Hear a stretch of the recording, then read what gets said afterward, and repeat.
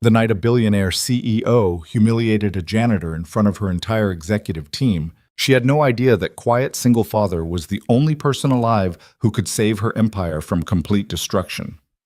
When a cyber attack threatened to collapse her company in less than 6 hours, Victoria Kane learned the hardest lesson of her career. Real power doesn't come from corner offices or bank accounts. Sometimes it comes from the man emptying your trash cans. If you want to see how a maintenance worker brought a tech empire to its knees and rebuilt it stronger than before, stay with me until the end. And hit that like button and drop a comment with your city name so I can see how far this story travels across the world.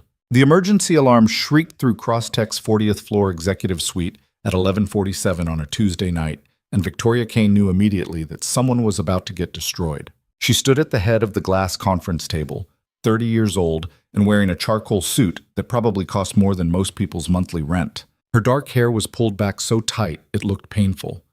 Everything about her posture screamed control, from the way she held her tablet to the way her heels clicked against the marble floor when she moved. "Explain to me," she said quietly, "how we are 6 hours from the largest product launch in tech history, and our entire global network just went dark."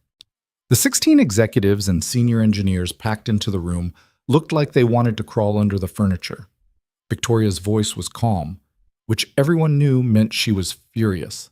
When she yelled, "You were probably okay." When she got quiet like this, careers ended. Marcus Webb, the chief technology officer, stood at his laptop with sweat beading on his forehead despite the aggressive air conditioning.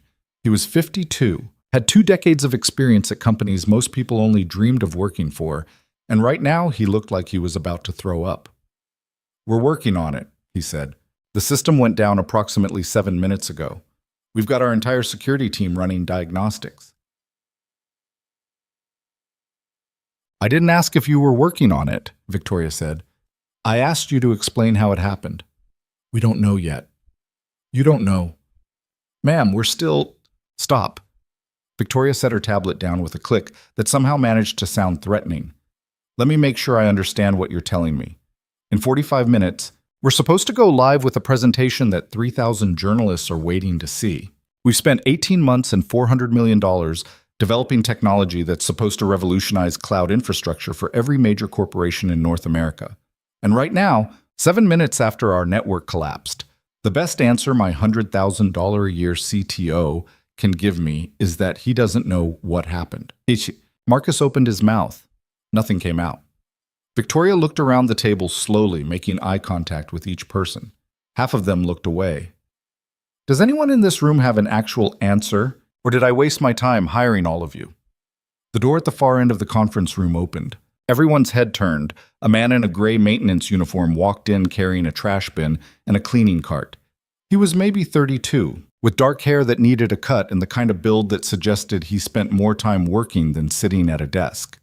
He had a quiet face, the kind people generally didn't notice or remember. He took 3 steps into the room before he realized 16 corporate executives were staring at him like he'd just kicked a puppy. "Oh," he said. "Sorry. I didn't know anyone was still here." Victoria's eyes went cold. "Get out." The man stopped. I don't care what you were just. Get out of my meeting." "Ma'am, I'm supposed to finish this floor before midnight. If I don't, building management—" "Do I look like I care about building management?" Victoria's voice could have cut glass.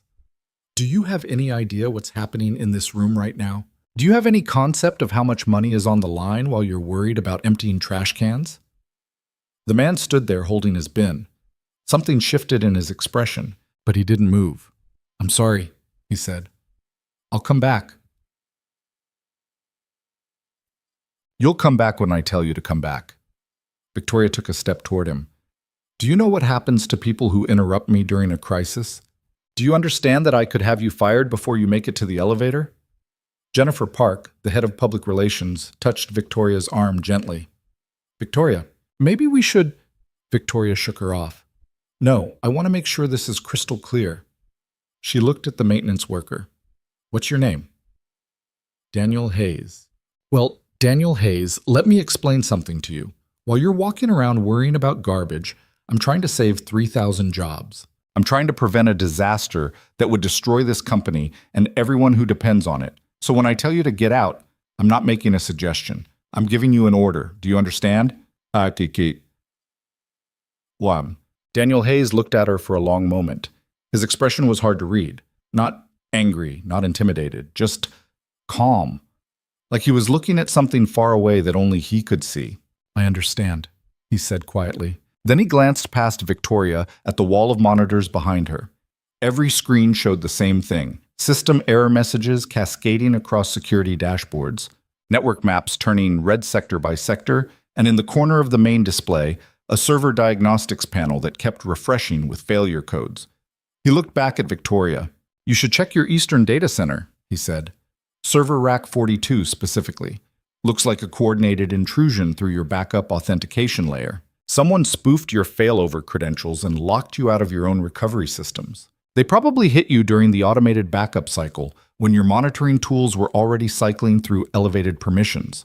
That's why your security team didn't catch it. The alert systems thought it was normal maintenance traffic. The room went completely silent. Marcus Webb stared at Daniel like he'd just started speaking ancient Greek. What did you just say?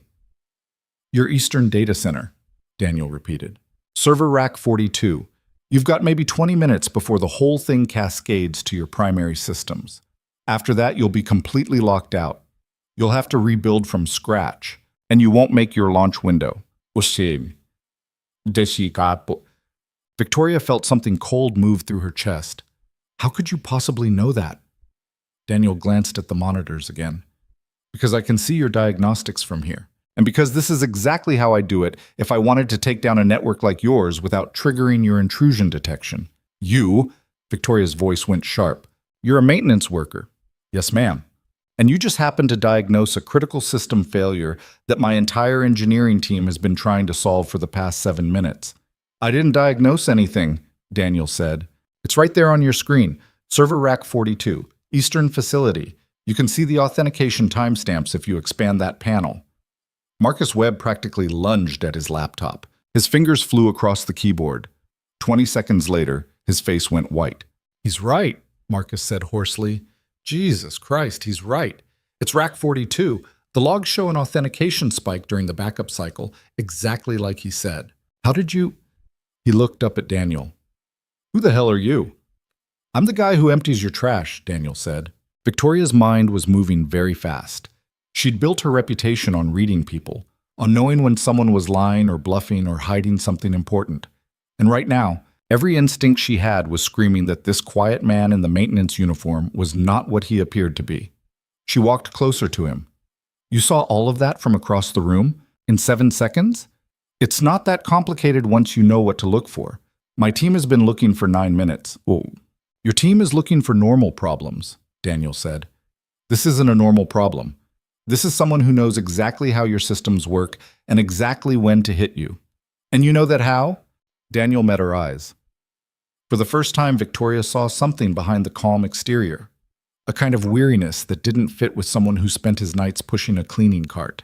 Because I used to do work like this, he said, a long time ago. What kind of work? Tit. The kind I'm not allowed to talk about.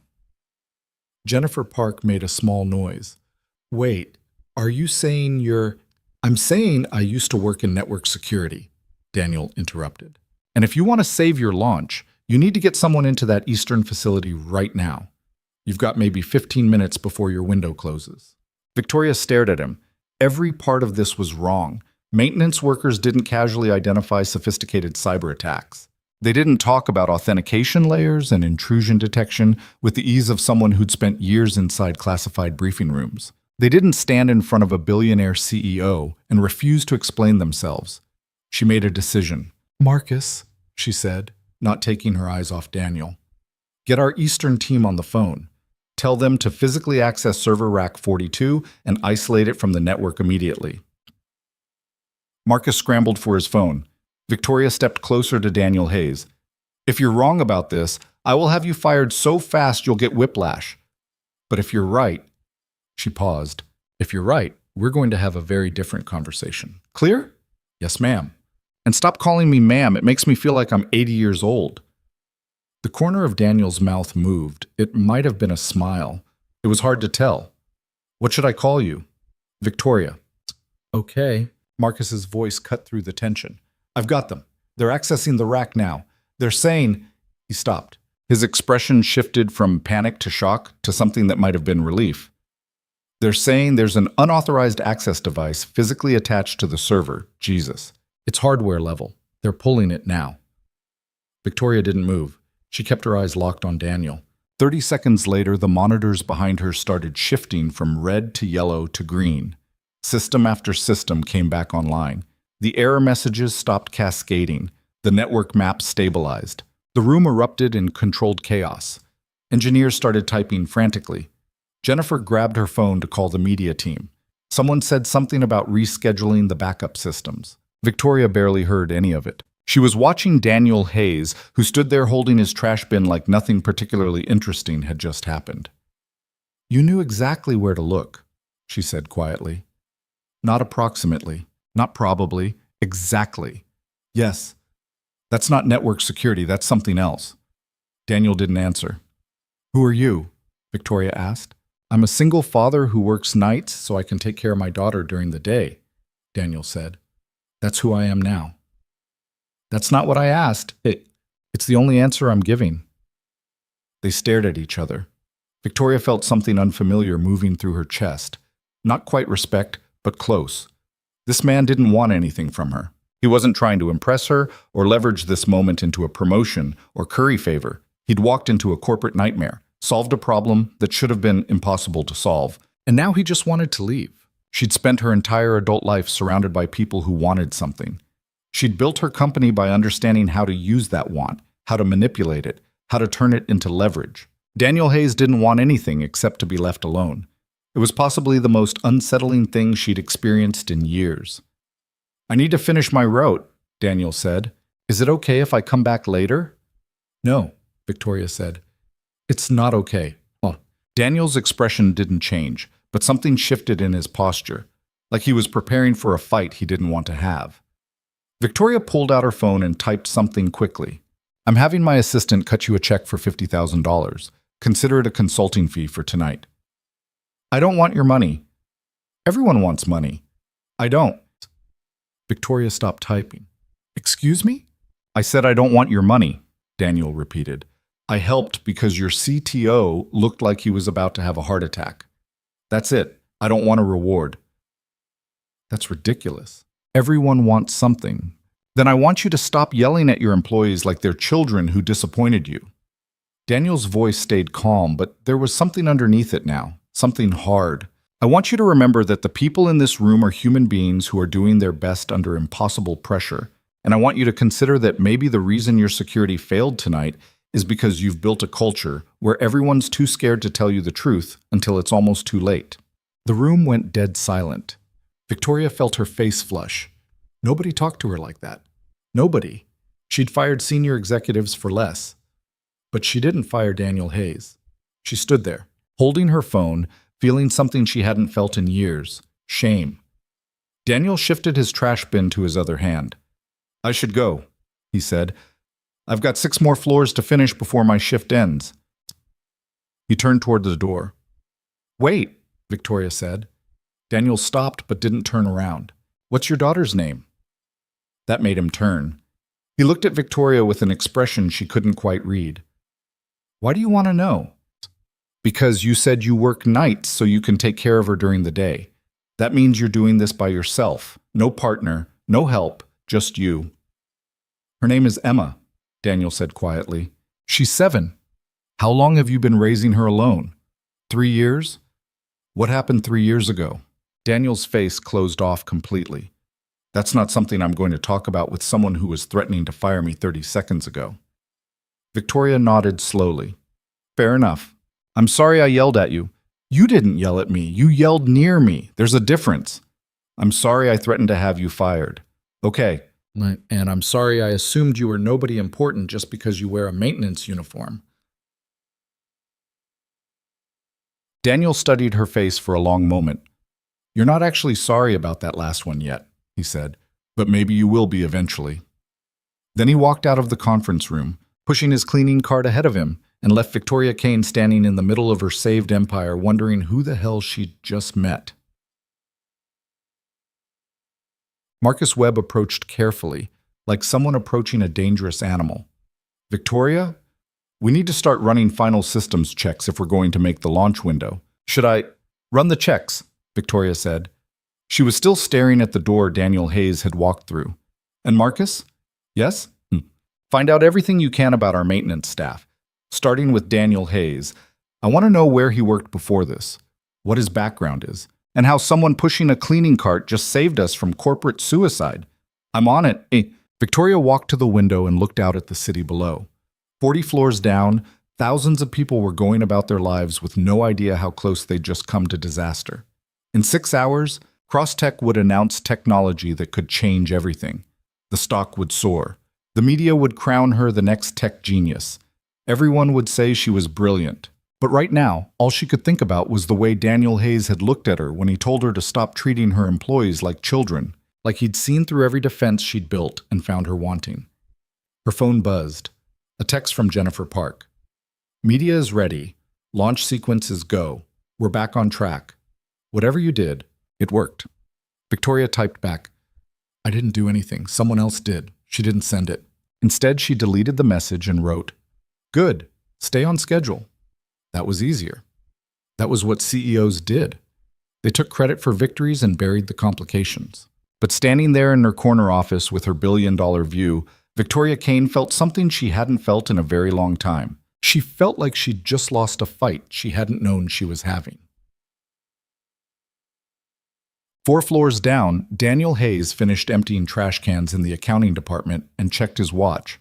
It was 12:37 in the morning. His shift ended at 2.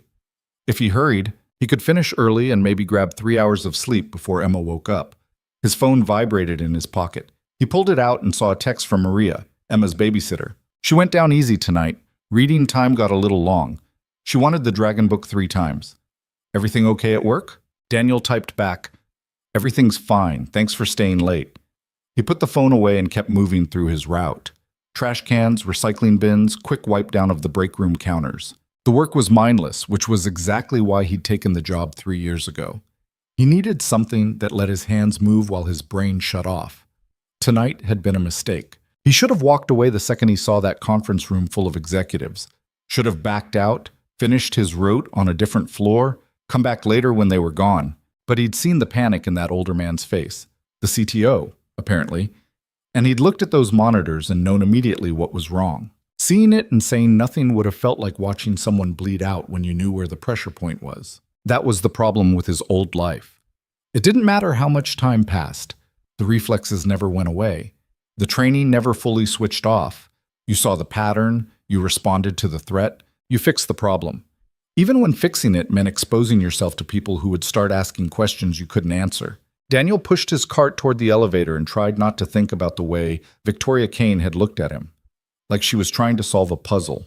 Like he was something that didn't fit into her carefully organized world. He'd spent 3 years building a life where he fit nowhere and bothered nobody. Where he was invisible. Where Emma could grow up normal and safe and never know about the things her father used to do in rooms that officially didn't exist. Tonight had cracked that open. He could feel it. The way you feel a bone break before the pain hits. The elevator doors opened. Daniel pushed his cart inside and hit the button for the 36th floor. He had 6 more levels to finish. Then he'd go home, kiss his sleeping daughter on the forehead, and pretend tonight had never happened. That was the plan. It was a good plan. But standing in that elevator, watching the numbers climb, Daniel Hayes had the terrible feeling that plans didn't matter much anymore. Something had started tonight that he couldn't stop. Makek. Victoria stayed in the conference room until 3 in the morning, supervising the launch preparation and making sure every system was locked down. By the time the presentation went live at 5 a.m. Pacific, she'd been awake for 22 hours straight and looked like she could personally intimidate death into submission. The launch was flawless. The media loved it. The stock jumped 11% before the opening bell. By noon, Victoria had done 6 interviews and received congratulatory calls from 3 board members who usually couldn't be bothered to remember her name. She smiled through all of it and said the right things and let everyone believe she'd personally orchestrated a miraculous recovery. But the whole time, she was thinking about the maintenance worker who'd fixed everything and then walked away like it meant nothing. At 2 in the afternoon, Marcus Webb knocked on her office door. He looked like he'd aged 5 years overnight. "Come in," Victoria said. Marcus sat down across from her desk and opened his laptop. "You asked me to find out about Daniel Hayes. And it's weird." Marcus turned the screen toward her. "He's been working here for 3 years. Night shift maintenance. Spotless employment record. Never late, never calls in sick, never complains. Before that, there's nothing." Victoria frowned. "What do you mean, nothing?" "I mean nothing. His employment history starts 3 years ago when he applied for this job. Before that?" Marcus spread his hands. It's like he didn't exist.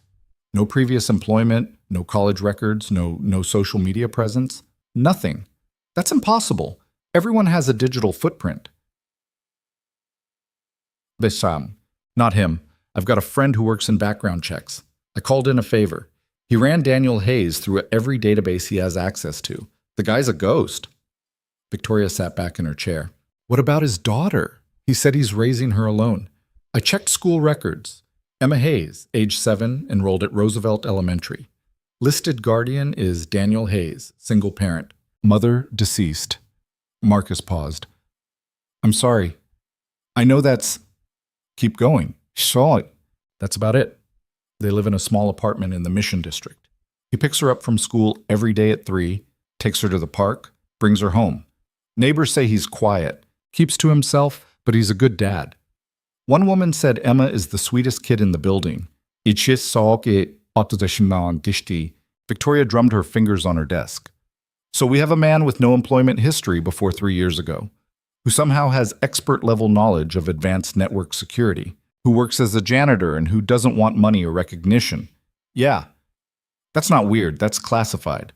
Marcus blinked. "You think he's what, CIA, FBI?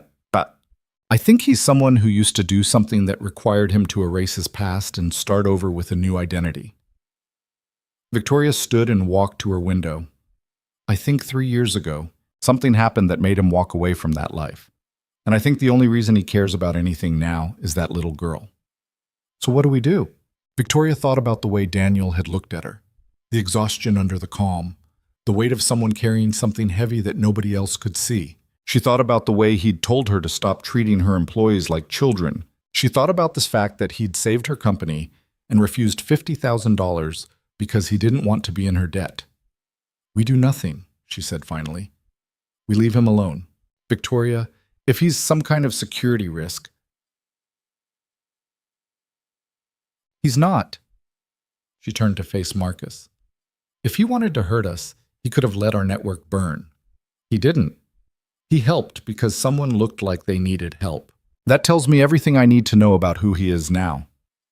Marcus closed his laptop slowly. "Okay, if you're sure." "I'm sure." But she wasn't sure, not really. But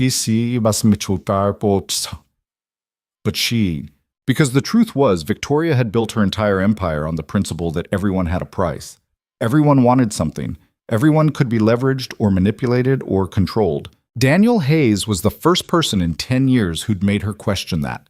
And she couldn't decide if that made him dangerous or if it made her a coward. At 3:15 that afternoon, Daniel Hayes stood outside Roosevelt Elementary School and watched the doors open. Kids poured out like water breaking through a dam, all noise and energy and chaos. He spotted Emma immediately. She was hard to miss, 7 years old, dark hair in 2 braids, pink backpack almost as big as she was. She came down the steps carefully, watching her feet, then looked up and saw him. Her whole face lit up. "Dad!" She ran to him and crashed into his legs hard enough to make him stagger. He caught her and held on tight, feeling the knot in his chest loosen just slightly. "Hey, kiddo," he said. "How was school?" "We did science. Mr. Peterson let us make volcanoes with baking soda, and they exploded everywhere, and Sophie got it in her hair, and it was so cool." Emma pulled back and looked up at him with enormous eyes. "Can we make a volcano at home? Awesome." "We can try, but if we destroy the apartment, you're explaining it to Mrs. Chen." Emma giggled. She grabbed his hand, and they started walking toward the bus stop. The afternoon sun was warm. The city noise was just background static. For a few minutes, everything was normal. "Dad?" Emma said after a while. Yeah? Are you tired? You look tired. Daniel squeezed her hand gently. I'm okay, Em. Just a long night at work. But you're okay? Till, I'm okay. Itgok. She nodded, satisfied. Then she launched into a complicated story about lunch drama involving trading snacks and someone cheating at Foursquare. And Daniel listened and made the right noises in the right places and tried not to think about the fact that he'd broken his own rule last night. Stay invisible. Don't draw attention. Don't let anyone see what you used to be. He'd spent 3 years following that rule perfectly, building a life so quiet and small that nobody would ever look at him twice. One night, one decision to help. And now there was a CEO who knew his name and a CTO who was probably digging into his background right now. It should have felt like the walls closing in. Instead, it felt like something breaking open. Daniel wasn't sure which was worse. That night, after Emma was asleep, Daniel sat on their tiny apartment balcony and looked out at the city. The light stretched out forever. Somewhere out there, Victoria Kane was probably in her office or at some corporate dinner or giving another interview about her brilliant launch. She'd probably already forgotten about him. That was good. That was what he needed. But sitting there in the dark, Daniel couldn't shake the memory of the way she'd looked at him when he told her to treat her employees with respect. Like he'd slapped her. Like nobody had ever dared to say something like that to her face. Like maybe, just maybe, she needed to hear it. He pulled out his phone and stared at it for a long time. Then he opened a text to a number he hadn't used in 3 years. A number that was supposed to be for emergencies only. A number connected to people who lived in the same shadows he used to know. He typed, I think I might have a problem. He stared at the message for 30 seconds. Then he deleted it and put the phone away. No, he didn't have a problem. He'd helped someone, and now it was over. He'd go back to work tomorrow night, and Victoria Kane's world and his world would stay separate the way they were supposed to. That was the smart play. That was survival. But lying in bed that night, staring at his ceiling while Emma breathed softly in the next room, Daniel Hayes couldn't shake the feeling that survival wasn't going to be enough anymore. Something had changed. And whether he liked it or not, the man he used to be was starting to remember what it felt like to fight for something that mattered. Victoria Kane didn't sleep that night. She told herself it was because of the launch, because of the press schedule, because there were 17 meetings stacked back-to-back starting at 6 in the morning. But the truth was simpler and more annoying. She couldn't stop thinking about a man who emptied trash cans for a living. By Thursday afternoon, she'd convinced herself it didn't matter. Daniel Hayes had done her a favor. She'd offered him money. He'd refused. End of story. People moved on. That's what professionals did. Then Marcus Webb knocked on her door at 4:30 with his laptop open and his face pale. We have a problem, he said. Victoria looked up from the contract she was reviewing. What kind of problem? The kind where someone just tried to break into our system again. Same signature as Tuesday night, same methods. But this time they got further before we caught them. The contract fell from Victoria's hands. When? 20 minutes ago. Our security team is running a full diagnostic now, but Victoria, Marcus turned his laptop around. They weren't trying to steal data. They were mapping our infrastructure, like they're planning something bigger. Victoria stared at the screen. Lines of code she barely understood scrolled past, but she knew enough to recognize an attack vector when she saw one. How much did they see? Enough to know exactly where our vulnerabilities are. If they come back with a coordinated strike, we won't be able to stop them. Marcus sat down heavily. We need to bring in external security. Maybe the FBI. This is beyond what our team can handle. No FBI, not yet. Victoria's mind was racing. If word gets out that we've been compromised twice in 1 week, our stock will tank. Every client we signed after the launch will walk away. We'll be finished. Then what do you want to do? Victoria didn't answer immediately. She was thinking about Tuesday night, about the way Daniel Hayes had looked at her monitors and diagnosed a problem in 7 seconds that her entire security team had missed, about the fact that he'd known not just what was wrong, but how to fix it and why it had happened in the first place. She reached for her phone. What are you doing? Marcus asked. Something stupid, Victoria said. She pulled up her assistant's contact. Get me personnel files for night shift maintenance. I need a phone number. Marcus started to say something, then stopped. He knew that tone. Victoria had made her decision. 20 minutes later, Victoria was standing in the executive elevator with her phone in her hand, staring at a number she'd pulled from Daniel Hayes' employment file. The elevator descended toward the ground floor. Her reflection stared back at her from the polished doors, designer suit, perfect hair, the face of someone who always knew what she was doing. Right now, she felt like a fraud. The elevator opened. Victoria walked through the lobby and out onto the street. It was almost 5:30. The sun was starting to drop behind the buildings. She found a bench near the bus stop and sat down, trying to figure out what she was going to say. She dialed the number. It rang 4 times. She was starting to think he wouldn't answer when the line clicked. "Hello?" Daniel's voice, calm, cautious. "It's Victoria Kane," she said. Silence on the other end. She heard traffic noise, the sound of a child laughing somewhere in the background. "How did you get this number?" Daniel asked finally. "You work for me. I have access to personnel files." "That's invasive." "I know. I'm sorry." Victoria took a breath. "I need your help." "With what?" "The same people who attacked us Tuesday night just tried again. They got further this time. My security team says they're mapping our infrastructure for something bigger."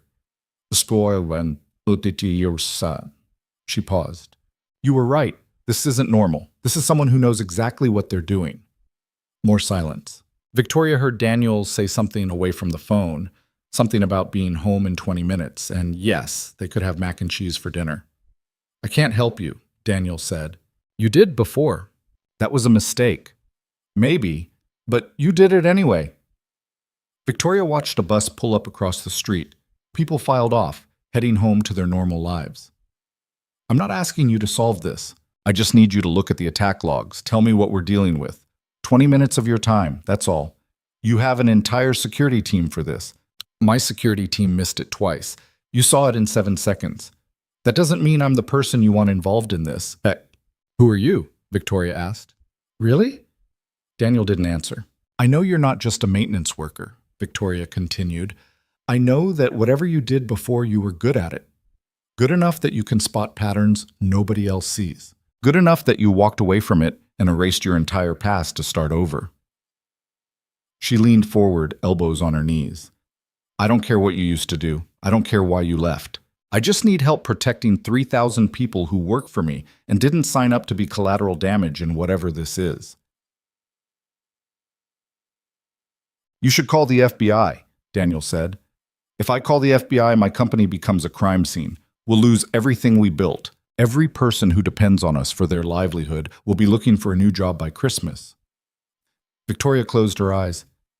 "Please, I'm not asking you to come back to whatever life you left behind. I'm asking you to look at some data logs and tell me what you see. That's all."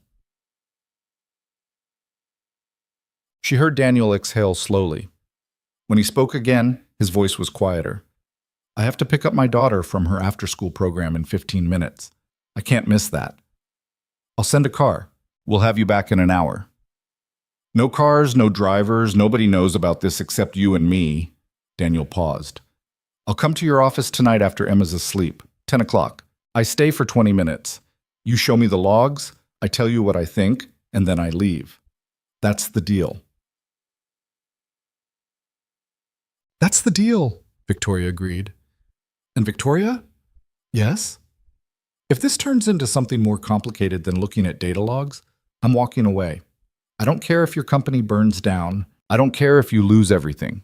The second this becomes something that could touch my daughter's life, I'm gone. Understand?" Victoria felt something tighten in her chest. "I understand." The line went dead. She sat on the bench for another 5 minutes, watching the city move around her. She'd just promised a man she barely knew that she'd protect his anonymity while asking him to expose himself to exactly the kind of attention he'd spent 3 years avoiding. It was the right business decision. That's what she told herself. But it felt like something else entirely.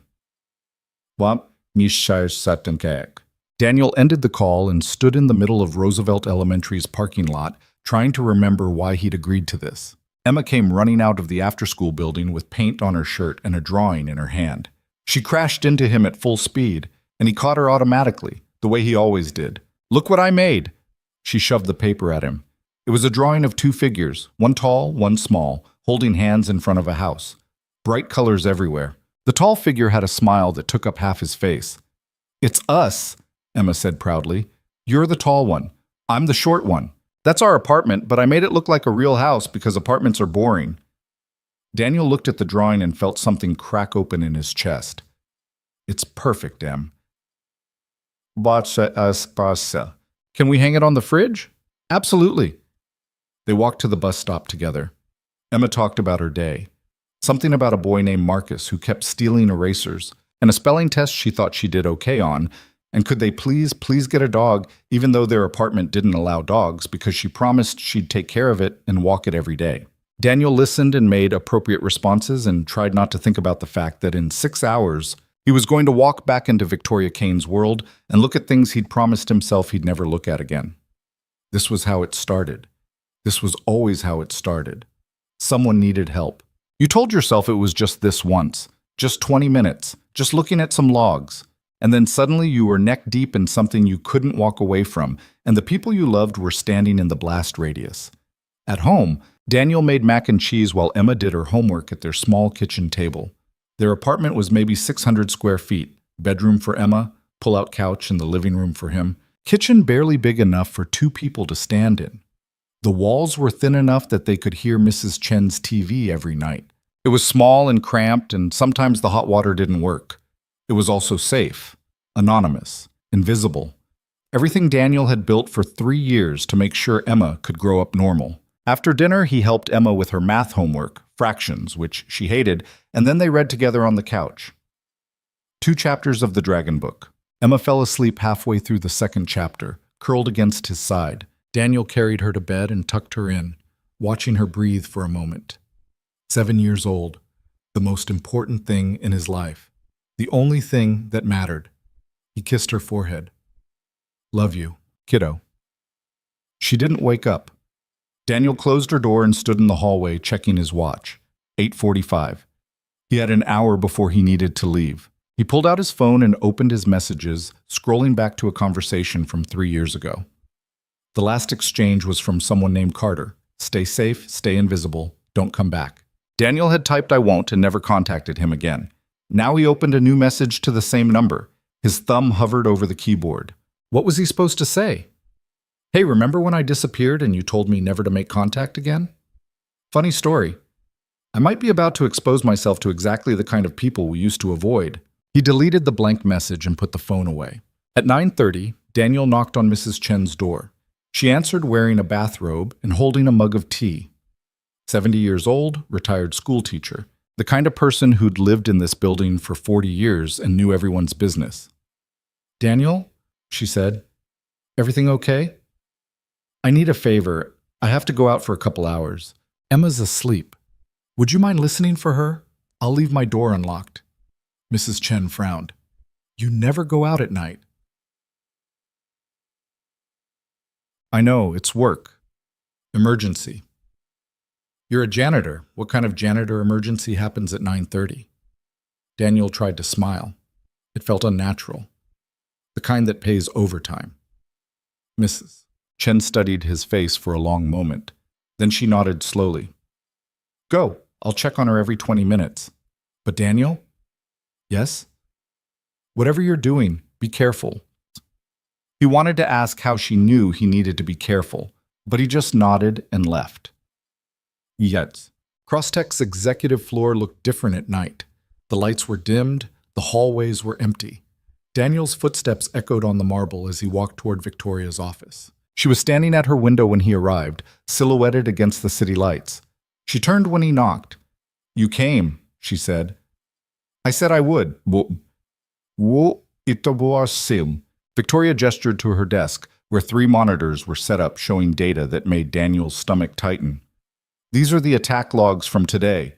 Marcus pulled everything he could find." Daniel approached slowly.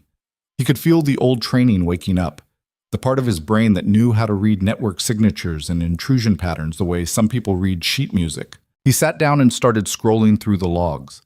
Victoria stood behind him, quiet, letting him work. After 5 minutes, Daniel sat back.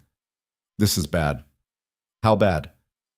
This isn't a theft. This isn't corporate espionage. This is reconnaissance for a full network takeover. But Daniel pointed at a section of code. See these access attempts? They're probing your backup systems, your disaster recovery protocols, your emergency authentication overrides. They're mapping every way you could possibly regain control if your primary systems went down. Why would someone need that? Because they're planning to lock you out of everything simultaneously. When they come back, they're not going to steal your data. They're going to hold your entire infrastructure hostage. Daniel looked up at her. How many critical clients do you have running on your cloud infrastructure right now? After the launch, about 240. So if someone took control of your network, they wouldn't just hurt you. They'd hurt every company that depends on you. Hospitals, banks, government systems, all of them would go dark at the same time. Victoria's face went pale. How long until they're ready to make that kind of move? Based on what I'm seeing, maybe 72 hours, maybe less. Daniel scrolled through more logs. They're being systematic, professional. This isn't some hacker collective doing it for fun. This is organized. By who? Daniel didn't answer immediately. He was staring at a section of code that looked familiar. Too familiar. He felt something cold move down his spine. Daniel? Victoria's voice was sharp. Who would do something like this? I need to make a phone call, Daniel said quietly. To who? Someone I haven't talked to in 3 years. He stood and walked to the far side of Victoria's office, pulling out his phone. His hands were steady, but inside he felt like the ground was opening up beneath him. He dialed Carter's number. It rang 6 times. Daniel was starting to think nobody would answer when the line clicked. This number doesn't exist anymore, Carter's voice. Older than Daniel remembered, tired. It's me. Silence. Then, Jesus Christ, Hayes? Yeah, it is. You're not supposed to call this line, ever, for any reason. Carter's voice dropped. Are you burned? Is your identity compromised? No, nothing like that. Daniel glanced at Victoria, who was watching him carefully. I need you to look at something, an attack signature. I'm sending it now. Hayes, I'm not in that world anymore. Neither are you. I know, but I need you to tell me if this is what I think it is.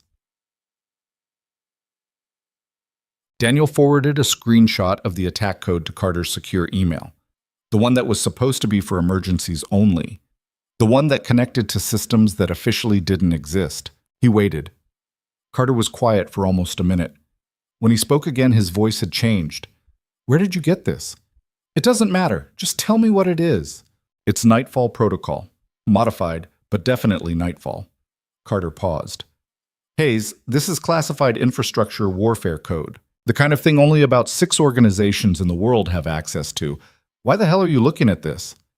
Because someone just used it to attack a corporate network. Twice. That's impossible. Nightfall isn't for corporate espionage. It's for taking down national infrastructure, power grids, financial systems, military communications. Ow! I know what it's for, Daniel said quietly. I helped write part of it. Silence on the other end. Who's the target? Carter asked finally. Crosstech, the cloud infrastructure company. Never heard of it. You will. They just launched a platform that 240 major companies are using for critical operations. If someone takes control of that platform using Nightfall protocols, they could collapse a significant chunk of the country's digital infrastructure in one move. Carter swore quietly. Who knows you're involved in this? Just the CEO, nobody else. Hayes, listen to me very carefully. If someone is using Nightfall-level code against a civilian target, this isn't a criminal operation. This is state level. This is intelligence warfare. And if you get anywhere near it, people are going to start asking questions about how you recognized it so fast. I know. Do you? Because the second anyone connects you to that code, your whole new life disappears. Your cover, your daughter's safety, everything. Carter's voice went hard. Walk away. Right now. Call the FBI, tell them there's a national security threat, and disappear before anyone realizes you were involved. Daniel looked at Victoria. She was standing very still, arms crossed, watching him with an expression he couldn't quite read. I can't, Daniel said. Why not? So see. Because 3,000 people are going to lose everything if I walk away, and one of them just asked me for help. That's not your responsibility. Maybe not, but it's the right thing to do. But Carter was quiet for a long moment. You've changed. I had to. The Daniel Hayes I knew wouldn't have cared about 3,000 strangers. He would have calculated the risk, determined the mission wasn't worth the exposure, and moved on. Dish. The Daniel Hayes you knew didn't have a 7-year-old daughter. Daniel's voice was quiet, and he didn't understand what it meant to build something worth protecting. So what are you going to do? I'm going to figure out who's behind this and stop them before they can execute. Alone? I don't have a choice. Everyone has a choice, Hayes. You're choosing to throw away 3 years of safety because some CEO asked nicely. Daniel didn't answer. Carter sighed. You need backup, resources. This isn't something you can handle by yourself. You said you're not in that world anymore. I'm not, but I still have access to people who are. Carter paused. Give me 12 hours. I'll see what I can put together. But Hayes? Yeah? If this goes wrong, I can't help you. Nobody can. You'll be on your own. I've been on my own for 3 years. I'll manage. Daniel ended the call and turned back to Victoria. She was still watching him, and now there was something different in her expression. Not fear, exactly. More like understanding. You weren't just network security, were you? She said quietly. No. What were you? Daniel walked back to her desk and started pulling up more logs. Someone who did things the government needed done but couldn't acknowledge. Someone who stopped threats before they became public. Someone who disappeared when the work got too dark to live with. And now? Now I'm a single father who wants to make sure his daughter grows up in a world that's still standing. Daniel looked at her. But apparently I'm also the guy who can't walk away when people need help. Victoria sat down slowly. What do we do? We figure out who's behind this, and we stop them. Daniel pulled up a network map. But first, I need you to get me access to your security systems. All of them. No restrictions. Marcus isn't going to like that. I don't care what Marcus likes. If we're going to survive the next 72 hours, I need to see everything. Victoria pulled out her phone and typed something quickly. Done. You'll have full administrator access in 5 minutes. Yum. Basi. Good. Daniel started typing. Now tell me about your enemies. Who would want to destroy your company badly enough to use military-grade cyber warfare tools? I don't know. I've made a lot of people angry over the years. Competitors I've crushed. Board members I've fired. Investors who bet against me and lost. But the boss search This isn't about business rivalry. This is bigger. Daniel scrolled through more logs. Someone is using you as a pressure point. They're not trying to steal from you. They're trying to collapse critical infrastructure and make it look like you failed. Which means this isn't about Crosstech. It's about creating chaos. Victoria stood and walked to her window. The city sprawled out below them, millions of lights representing millions of people who had no idea how close they were to disaster. I built this company from nothing, she said quietly. I spent 10 years fighting for every inch of ground. I made enemies. I burned bridges. I did things I'm not proud of. She turned to face Daniel.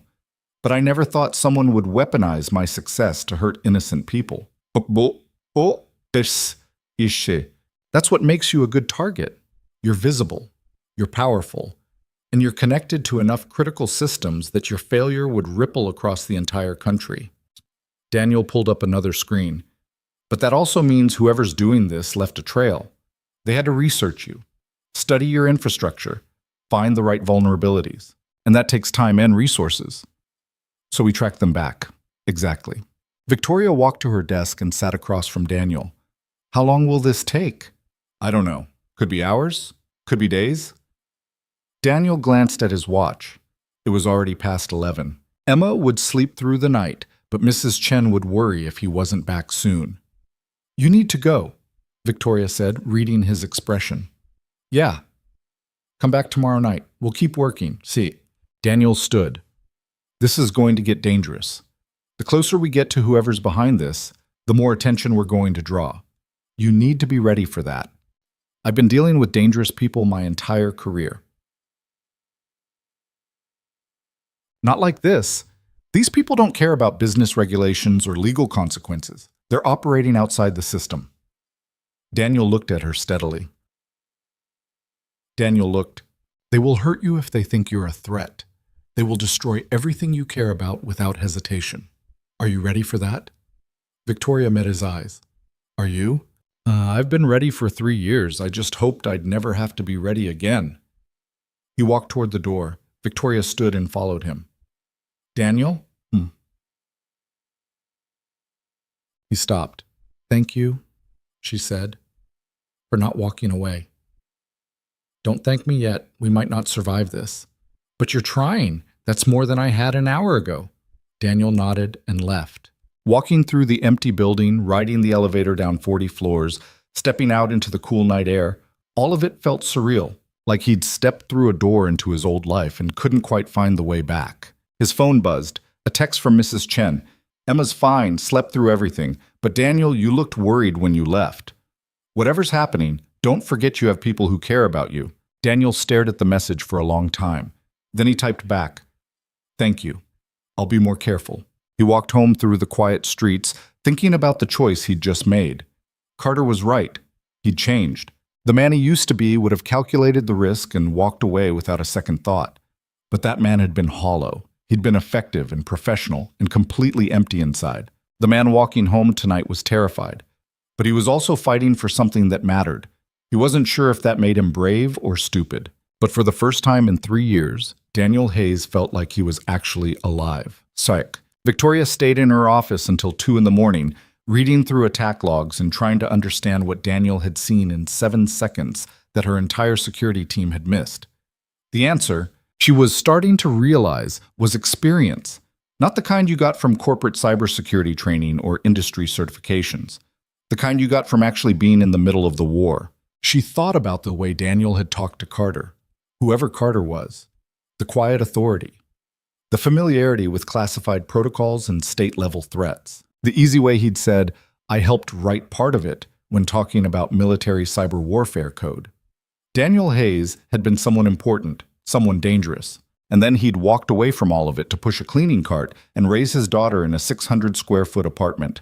Victoria couldn't decide if that was the most admirable thing she'd ever heard or the saddest. Her phone buzzed. A text from Jennifer Park.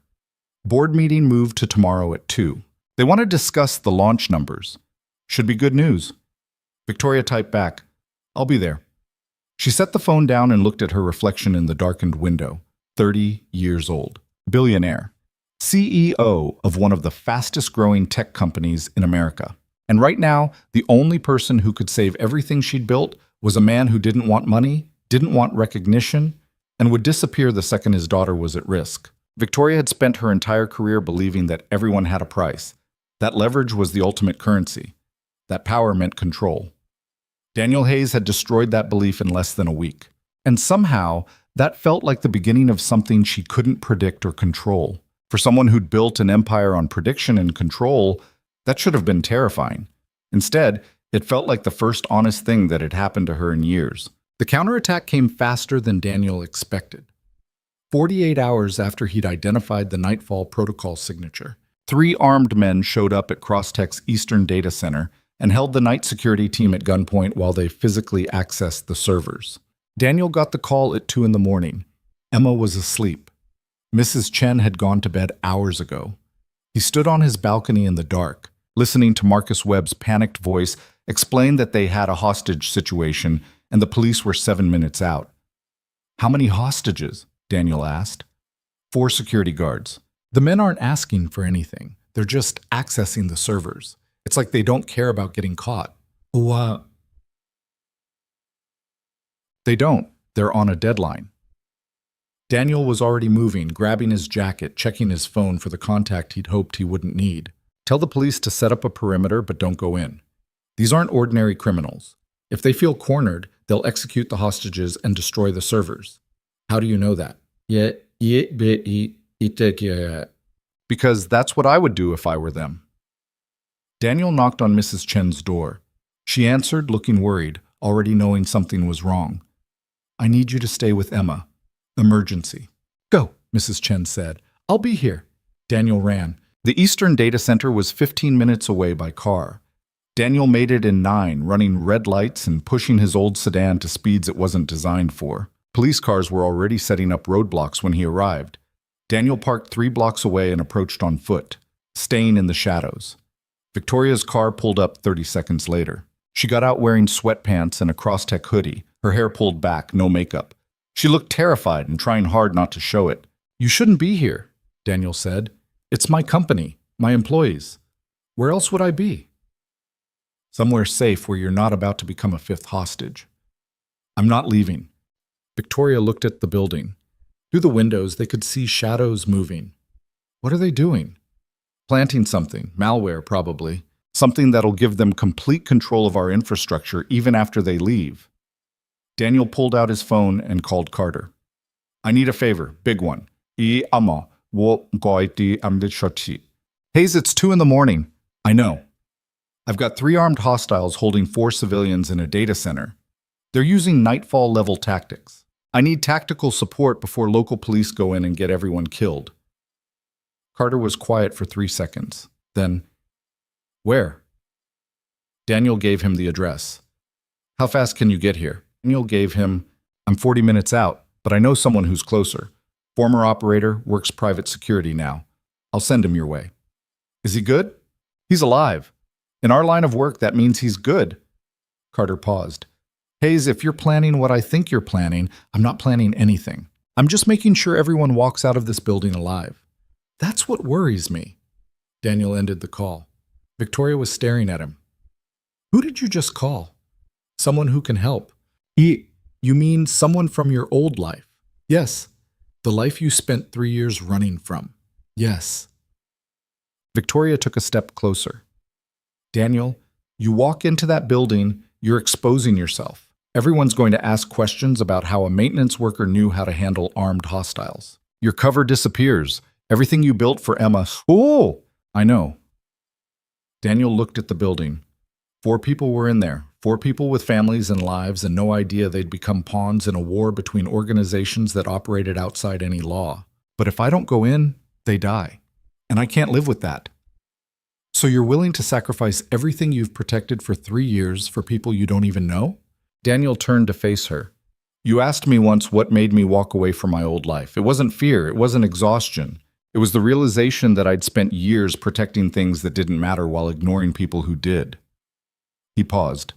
I can't make that mistake again. Before Victoria could respond, a black SUV pulled up.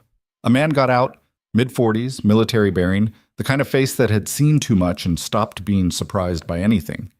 He walked directly to Daniel. You Hayes? Yeah. Carter sent me. Said you've got a situation that needs someone with operational experience. The man offered his hand. Name's Wolf. That's not my real name, but it's what people call me. Daniel shook his hand. 3 hostiles inside. They're accessing servers on the 2nd floor. 4 hostages, all security guards. The hostiles are using Nightfall-level protocols, which means they're trained and they're not worried about consequences. Wolf pulled out a tablet and brought up building schematics. How do you know they're using Nightfall protocols? Because I helped write them. Wolf looked at Daniel for a long moment. You're Sentinel-6. It wasn't a question. Daniel felt something cold move through his chest. Sentinel-6 was his operational call sign from 8 years ago. Nobody should know that name. Nobody who wasn't part of the same classified programs that officially didn't exist. I was, Daniel said quietly. I'm not anymore. Carter said you went dark 3 years ago. Said you had a good reason. Wolf glanced at Victoria. I'm guessing she's part of why you're not dark anymore. It's complicated. What? It always is. Wolf studied the building. Here's the situation.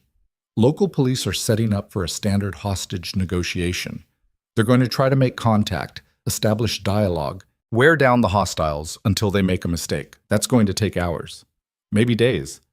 We don't have hours, Daniel said. The hostiles are on a deadline. They'll finish whatever they're doing and execute the hostages to cover their tracks. We've got maybe 20 minutes. Then we need to go in now, before police establish their perimeter and make it impossible. Wolf looked at Daniel. I can get us inside, but I need to know you remember how to do this, because if you freeze up or hesitate, we both die, and those hostages die with us.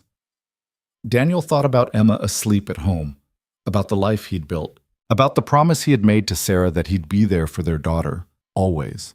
Then he thought about 4 people who were about to die because he'd walked away from being someone who could stop this. I remember, he said. Wolf nodded. Good. Then let's move. Victoria grabbed Daniel's arm. Wait, you can't just... There has to be another way. There isn't. Daniel looked at her steadily. I need you to stay here. If something goes wrong, if we don't come out, you need to tell Emma that I tried, that I didn't run, that I showed up when people needed help. Can you do that? Victoria's face was pale. You're not going to die. Probably not. But if I do, promise me you'll tell her. Daniel, promise me. Quiet. I promise. Victoria's voice broke slightly. But you better come back, because I'm not explaining to your daughter why her father died saving my company. Daniel managed a small smile. I'll do my best. He turned and followed Wolf toward the building. They moved through the shadows, staying low, using the parked cars as cover. Wolf moved with the fluid efficiency of someone who'd done this 1,000 times. Daniel felt his own training kick in, the old muscle memory, the heightened awareness, the cold calculation of angles and cover and fields of fire. He'd spent 3 years trying to forget this feeling. Now it came back like he'd never left. They reached a service entrance on the building's west side. Wolf pulled out a lockpick set and had the door open in 15 seconds. They slipped inside into a maintenance corridor that smelled like concrete and industrial cleaner. Second floor, Wolf whispered. Server room is at the north end. They'll have 1 man on the hostages, 2 working the servers. Standard deployment for this kind of operation. How do we split it? I'll take the 2 on the servers. You handle the 1 guarding hostages. Non-lethal, if possible. These guys are probably contractors, not true believers. They're here for money, not ideology. And if they don't surrender? Wolf's expression didn't change. Then we do what we have to do, Sec. They moved through the corridor toward the stairwell. Every step felt wrong and right at the same time. Wrong, because Daniel had promised himself he'd never do this again. Right, because somewhere on the 2nd floor, 4 people were waiting to be saved by someone who knew how. The stairwell door opened silently. They climbed slowly, weapons drawn. Wolf had given Daniel a taser and a tactical knife, standard equipment for security contractors who wanted plausible deniability. Daniel held them like old friends he hadn't seen in years. At the 2nd floor landing, they paused. Wolf held up 3 fingers. Countdown. 3, 2, 1. They moved. The server room door was propped open. Inside, Daniel could see exactly what Wolf had described. 2 men working at computer terminals, their faces lit by blue monitor light. A 3rd man stood near the far wall where 4 security guards sat zip-tied and gagged. Wolf went left. Daniel went right. Everything happened in about 4 seconds. Wolf hit the 1st man with a nerve strike that dropped him instantly. The 2nd man reached for his weapon, but Wolf was faster, disarming him and slamming him against the server rack hard enough to crack the metal housing. Daniel moved toward the guard with the hostages. The man turned, bringing his weapon up, but Daniel was already inside his range. He knocked the gun away with the knife, followed with the taser to the man's ribs, and watched him go down convulsing. The security guard stared at Daniel with wide eyes. He put a finger to his lips and started cutting their zip ties with the tactical knife. Behind him, Wolf was securing the 2 men he'd taken down, using their own restraints to bind them. Police are outside, Daniel whispered to the guards. Stay here. Stay quiet. We're getting you out. One of the guards found his voice. Who are you? No, someone who used to do this for a living. Daniel helped him stand. Can you walk? Yeah, I think so. Wolf appeared beside them. We've got maybe 3 minutes before someone realizes their team went quiet. We need to move now. They got the security guards out through the same service entrance they'd used to come in. By the time they reached the street, police were moving in through the front entrance. Daniel and Wolf melted into the shadows while the guards stumbled toward the officers, free and alive and confused about how exactly they'd been rescued. Victoria was waiting where Daniel had left her. She ran to him and grabbed his arms, checking him for injuries like she expected to find bullet holes. "You're okay. You're actually okay." "I told you I'd do my best. Your best is apparently terrifying." Victoria looked at Wolf. "Thank you for helping, for keeping him alive." Naka. Wolf nodded. Carter said Hayes was worth the risk. Looks like he was right. He looked at Daniel. "You've still got it, the instincts, the training. You walked away from that life." "But it didn't walk away from you." "I know. So what are you going to do? Stay invisible? Pretend tonight didn't happen?" Daniel watched the police secure the building, watched EMTs check the security guards for injuries, watched Victoria standing beside him, looking at him like she was seeing him clearly for the first time. "I don't know, Paise," he said honestly, "but I know I can't keep running from who I used to be. Emma deserves a father who shows up, not one who hides." Wolf handed Daniel a card. "If you ever need backup again, call me. I owe Carter, which means I owe you. Don't forget that." Then he was gone, disappearing into the night like he'd never been there. Victoria and Daniel stood together in the pre-dawn darkness. Around them, the crisis was resolving. The hostiles were being arrested. The security guards were giving statements. Crosstech's servers were intact. But something had fundamentally shifted. Daniel had crossed a line he'd promised himself he'd never cross again. And everyone who'd seen him in action tonight would remember. "The police are going to ask questions," Victoria said quietly, "about how 2 people managed to take down 3 armed men, about how you knew what to do." "I know. I can handle them. Tell them you're a consultant with security experience, that I brought you in because of the threats against the company. That's not a lie. It's not the whole truth either." "No, but it's enough." Victoria turned to face him. "Daniel, what you did tonight, you saved 4 lives. You stopped those men from destroying everything we've been trying to protect. But it cost you your anonymity, your safety, the life you built for Emma. Maybe, or maybe I was never as invisible as I thought I was." Daniel looked at her. "I spent 3 years hiding because I thought that was the only way to keep Emma safe. But tonight I realized something. The person I used to be. Sentinel-6, the operator, the man who could take down armed hostiles without breaking a sweat. That person wasn't the problem. The problem was that I was using those skills for people and causes I didn't believe in. And now? Now I'm using them to protect people who matter. That makes all the difference." Victoria nodded slowly. "What happens next?" "We figure out who sent those men. We trace the attack back to whoever's trying to destroy your company, and we stop them before they can try again. Together?" Together. The sun was starting to rise when Daniel finally made it home. Mrs. Chen met him at the door with Emma still asleep on her shoulder. "She woke up once," Mrs. Chen whispered. "Asked where you were. I told her work emergency. She went back to sleep." "Thank you." Daniel took Emma carefully, feeling her warm weight against his chest. "I'm sorry for dragging you into this. Daniel, I've lived in this building for 40 years. I've seen people come and go. I've watched them lie and hide and pretend to be something they're not." Mrs. Chen looked at him steadily. "But you? You're the first person I've met in decades who's actually trying to be better than what life made them. Don't apologize for that." Daniel carried Emma to bed and tucked her in. She didn't wake up. He stood there for a long time, watching her breathe, thinking about the choice he'd made tonight. He'd walked back into the life he'd spent 3 years running from. He'd exposed himself. He'd put Emma at risk. But he'd also saved 4 people who would have died if he'd stayed hidden.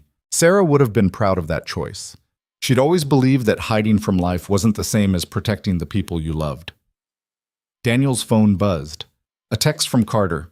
"Wolf says you handled yourself well. Says you haven't lost your edge. Should I be worried that you're coming back?" Daniel typed, "I'm not coming back. But I'm not hiding anymore either. What's the difference? I'm choosing what I fight for now. That changes everything." Carter didn't respond immediately. Then, "Yeah, I guess it does. Stay safe, Hayes." And don't make me regret helping you. Daniel put the phone away and lay down on his pull-out couch. His body ached. His hands were shaking slightly from the adrenaline crash. But underneath the exhaustion, he felt something he hadn't felt in 3 years: purpose. The next morning, Victoria called an emergency meeting with her core team: Marcus, Jennifer, Robert Chen from the board, and Daniel. They gathered in the small conference room, not the big executive suite, but the working space where actual decisions got made. Last night proved something, Victoria said.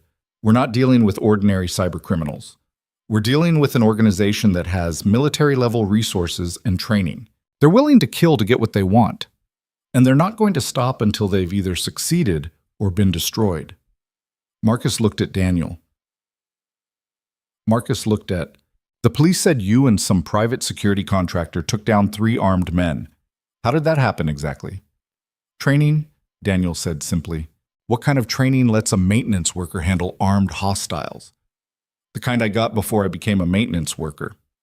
Marcus started to ask another question, but Robert Chen held up his hand. What Daniel did before he worked here doesn't matter. What matters is that he saved 4 lives last night and stopped those men from completing their objective. I'm more interested in what comes next. What comes next is we hunt them, Daniel said. The men who came to the data center were contractors, hired muscle, but they were following orders from someone. We need to find out who. How? Jennifer asked. We track their communications, follow their money, find out who's paying them and what they're ultimately trying to accomplish. Daniel pulled up his phone and displayed a series of financial transactions. I've already started. The men arrested last night had accounts at 3 different banks, small deposits over the past 6 months, always just under the reporting threshold. Classic contractor payment structure. Victoria stared at the data. How did you get access to their financial records? That's not public information. I have friends who can access things that aren't public. That's illegal. Yes, but it's also necessary. Daniel looked around the table. We can do this the legal way. Report everything to the FBI. Wait for them to investigate. Hope they make progress before the next attack comes. Or we can do this the effective way. Use every tool available to track these people down and stop them before more people get hurt. Marcus shifted uncomfortably. If we use illegal information in our investigation, nobody has to know where the information came from, Victoria interrupted. We follow the trail Daniel's uncovered. If it leads somewhere concrete, we pass it to law enforcement anonymously. They get credit for the bust. We stay clean. That's not how the system is supposed to work, Marcus said. The system failed 4 security guards last night, Victoria shot back. If Daniel hadn't been there, they'd be dead. So forgive me if I'm not particularly interested in following the system's rules right now. The room went quiet. Victoria had never talked to Marcus like that. She'd always been diplomatic, careful, aware of the political dynamics. But something had changed in her overnight. She looked harder, more resolved. I'm sorry, she said after a moment. That was unfair. Marcus, you've been loyal and valuable through all of this. But I need to know right now. Are you with me? Are you willing to do what it takes to protect this company and the people who work here, even if it means bending some rules? Marcus looked at her for a long time. Then he looked at Daniel. Last night, when those men were holding our security team hostage, I was home with my wife. Safe, comfortable, completely useless. He paused. I've spent 20 years playing by the rules, following procedures, doing everything the right way. And you know what? It doesn't mean anything if people die while I'm following the rules. So you're in? Victoria asked. I'm in. But if this goes wrong, we're all going to prison. If this goes wrong, we're all going to be dead, Daniel said. Prison would be a step up.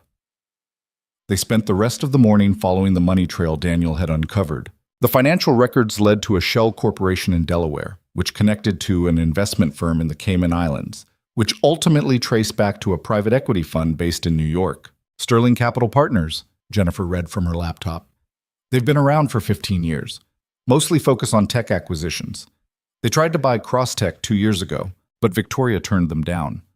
Victoria's face went pale. I remember the CEO was furious when I rejected his offer, said I'd regret not taking his money while it was on the table. What was his name? Daniel asked. Jennifer pulled up a profile. Marcus Sterling. No relation to our Marcus. Built his fortune through hostile takeovers and corporate restructuring. Reputation for being ruthless but legal. Or at least nothing's ever been proven. Daniel stared at the photo on Jennifer's screen.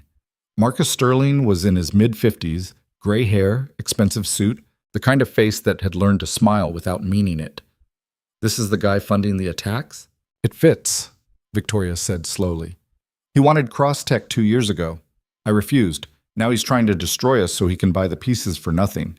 Classic corporate warfare. Except he crossed a line, Daniel said. He used military-grade cyber attacks and armed mercenaries. That's not corporate warfare, that's actual warfare. Robert Chen leaned back in his chair. We need proof, something that directly connects Sterling to the attacks. Without that, we just have theories.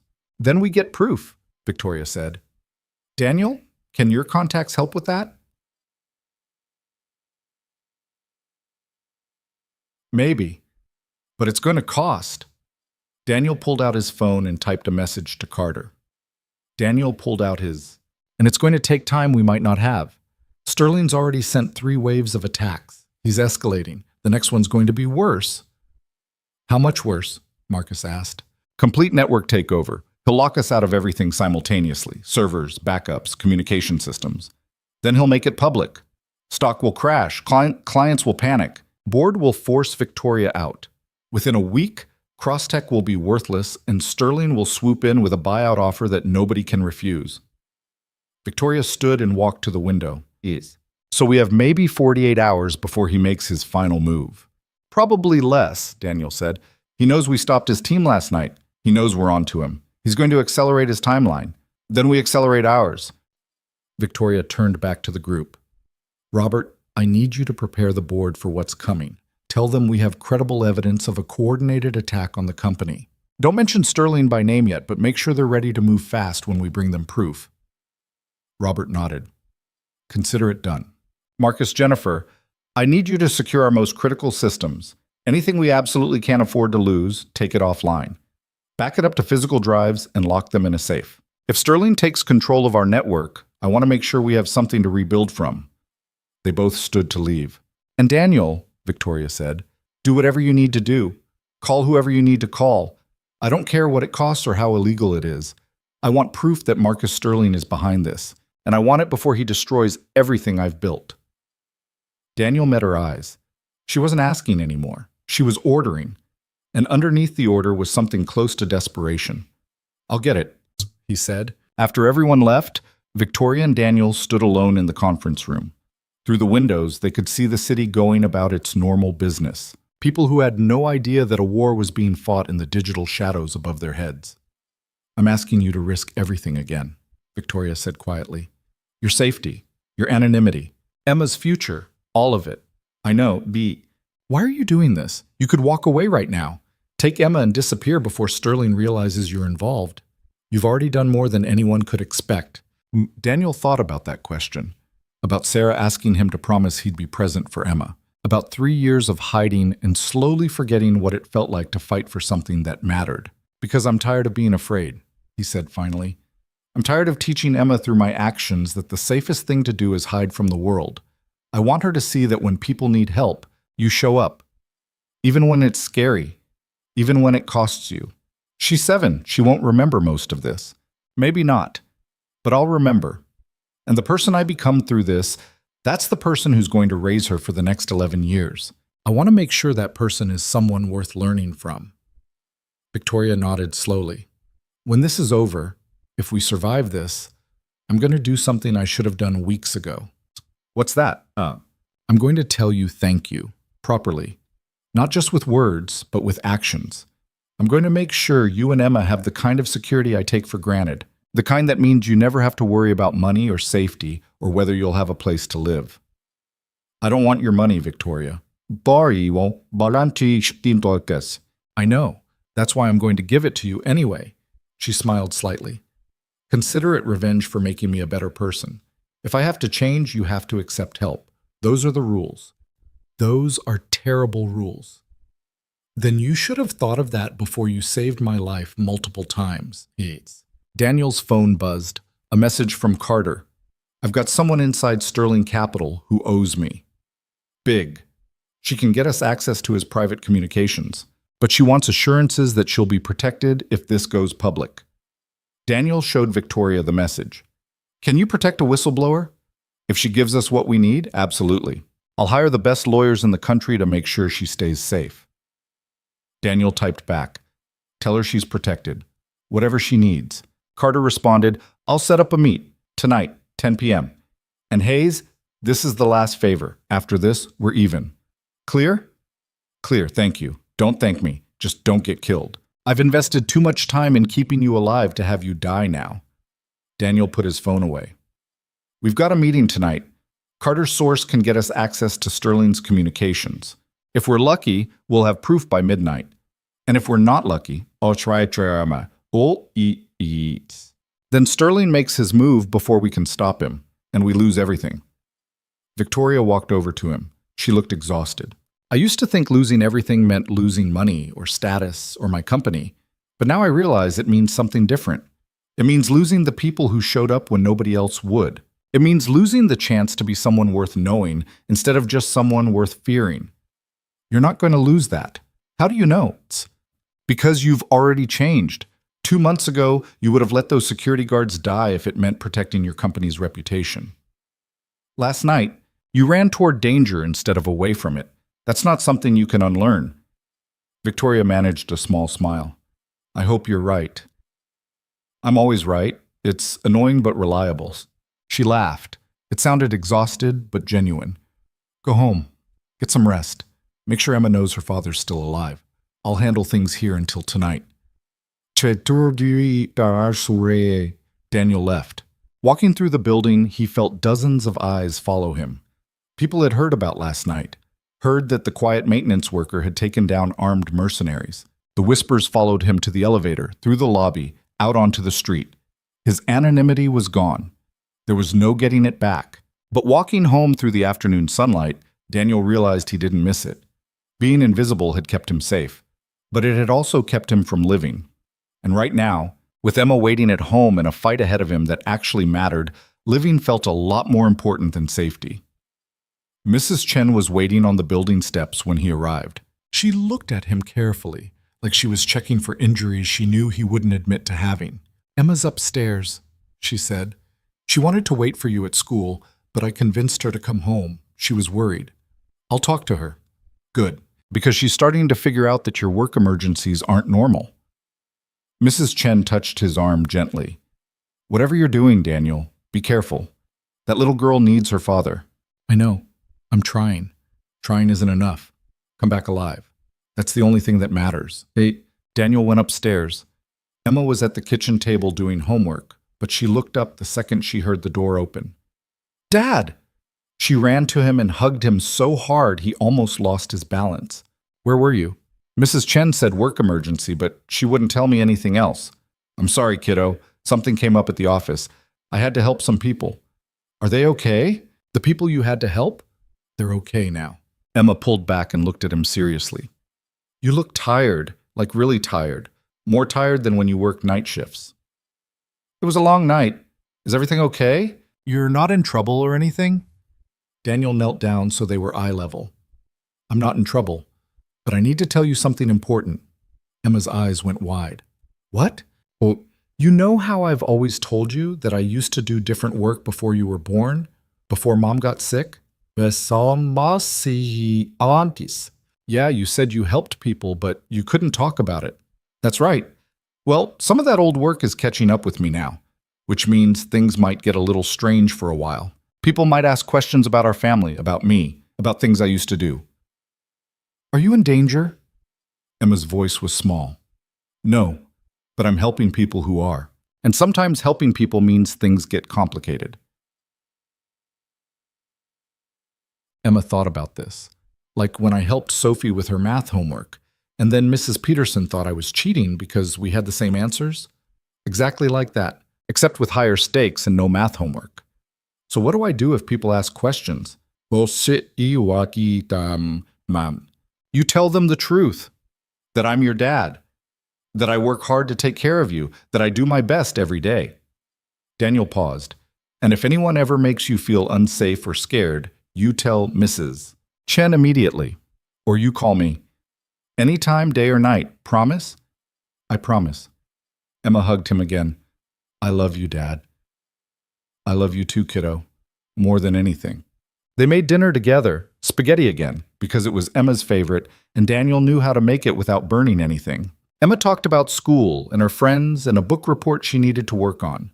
Normal things, important things, the things that made life worth protecting. After Emma went to bed, Daniel sat on the balcony and waited for the sun to finish setting. His phone buzzed with messages from Victoria and Carter, coordinating the meeting tonight. Everything was moving forward whether he was ready or not. At 9:30, Daniel kissed Emma goodnight one more time.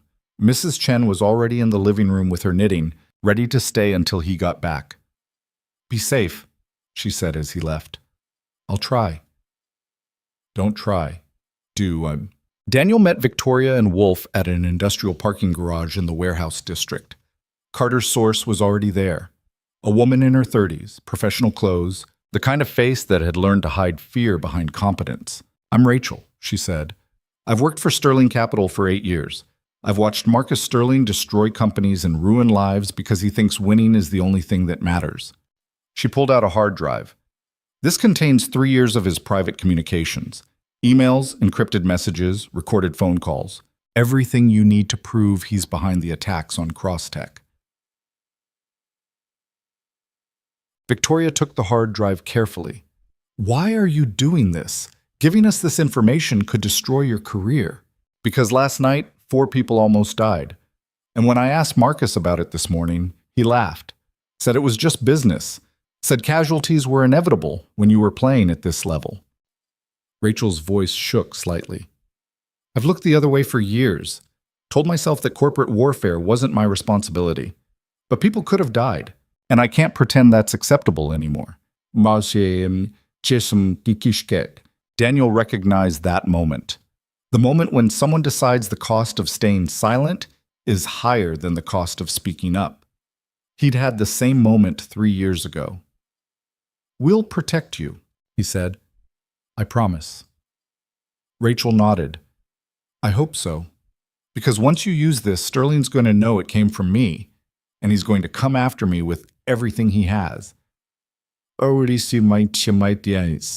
him try, Victoria said. I've got lawyers and resources and a very personal reason to make sure he fails. You're not alone in this. They spent the next 3 hours going through the drive's contents. Email after email showing Sterling coordinating the attacks. Messages to the mercenary contractors. Plans for the final assault on Crosstech's infrastructure. It was comprehensive and damning and absolutely illegal to possess. This is everything we need, Marcus said, scrolling through the files. We take this to the FBI and Sterling's finished. No, Daniel said. We take this to the FBI and Rachel gets arrested for corporate espionage. We need to be smarter. How? Victoria asked. Daniel thought about it. We don't give them the drive. We use the information on it to predict Sterling's next move. We catch him in the act. That way the FBI makes the case themselves, and Rachel stays out of it. And if we're wrong about when he'll move, Jennifer asked, then we lose. But if we're right, we end this. Victoria looked at Daniel. What does the information tell us? When's he planning the final attack? Daniel pulled up one particular email chain. Tomorrow night, 11 p.m. He's planning a coordinated strike against all your primary systems simultaneously. Once he has control, he'll leak information to the media about security failures at Crosstech. Your stock will crash before the market opens Monday morning. So we have 36 hours to prepare, Victoria said. We have 36 hours to set a trap, Daniel corrected. We let him think his attack is working. We give him access to systems that appear critical but are actually isolated decoys. And while he's focused on those, we track his attack back to its source and hand the FBI evidence they can actually use in court. Wolf nodded approvingly. Smart. You'll need someone who can manage the technical side in real time. Someone who knows how to make a decoy system look real enough to fool experts. I can do that, Marcus said. Give me 18 hours and I'll have a mirror network set up that looks identical to our real infrastructure. Do it. Victoria said. And Marcus? Thank you for staying, for helping, for not running when things got hard. Marcus smiled slightly. 2 months ago, you terrified me. I thought you were going to fire me every time I made a mistake. But watching you fight for this company, fight for us, I'm starting to understand what real leadership looks like. Don't give me too much credit yet. I'm still figuring it out. Aren't we all?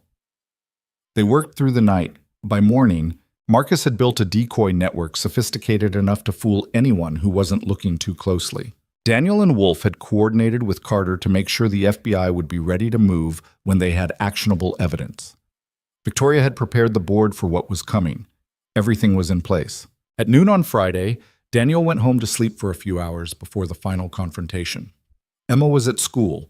Mrs. Chen was grocery shopping. The apartment was quiet. Daniel lay down on his pull-out couch and tried not to think about all the ways tomorrow night could go wrong. Tried not to think about Sterling's resources and connections and willingness to hurt anyone who got in his way. Tried not to think about the fact that he'd put Emma at risk by refusing to stay invisible. But lying there in the quiet apartment, Daniel realized something. He'd spent 3 years teaching Emma to hide from danger, to stay small and quiet and unnoticed, to believe that safety meant invisibility. But that wasn't the lesson he wanted her to learn. He wanted her to know that sometimes the brave thing was showing up when people needed help, that sometimes protecting the people you loved meant taking risks, that being human meant caring enough to fight for things that mattered, even when it scared you. Tomorrow night was going to be dangerous. Sterling wouldn't surrender easily. Things could go wrong in 100 different ways. But for the first time in 3 years, Daniel felt like he was teaching Emma the right lessons. And whatever happened next, that would have to be enough. The digital trail led to a conference room Daniel had never wanted to see again. Victoria sat across from him with her father's financial records spread across the table between them, and every page told the same story. Richard Kane had been using Crosstech as a front for money laundering operations that stretched back almost a decade. I don't understand, Victoria said for the 3rd time. Her voice was flat. Shock did that to people, turned them into empty versions of themselves. He's on the board. He helped me start this company. Why would he? Because you gave him the perfect cover. Daniel pointed to a transaction log from 6 years ago. Look at this. Offshore account registered in the Cayman Islands. Routing funds through your international contracts. The money comes in clean because it's attached to legitimate business deals. Your company processes it, takes a small cut, and nobody questions it because Crosstech is successful. You're printing money anyway. Who's going to notice an extra few million moving through the system? Victoria stared at the numbers like they might rearrange themselves into something less devastating. He used me. He used your success. There's a difference. Daniel pulled up another file. The people we've been fighting for the past 2 weeks, they're not trying to destroy Crosstech for ideological reasons. They're trying to erase evidence. Your father made deals with some very dangerous organizations, and now those organizations are worried that his records are going to expose them. So they're willing to collapse the entire company just to cover their tracks. They're willing to collapse anything that threatens them. Companies, people, lives, whatever it takes. Daniel looked at her steadily. And your father let them. He knew what would happen if this went bad, and he did it anyway. Victoria stood and walked to the window. It was 3 in the morning. Victoria stood, and the city looked peaceful from up here, deceptive. I need to confront him. That's a bad idea. He's my father. I deserve answers. He's also a man who's been running illegal operations for 10 years without you noticing. You think he's going to suddenly develop a conscience when you ask nicely? Victoria turned around.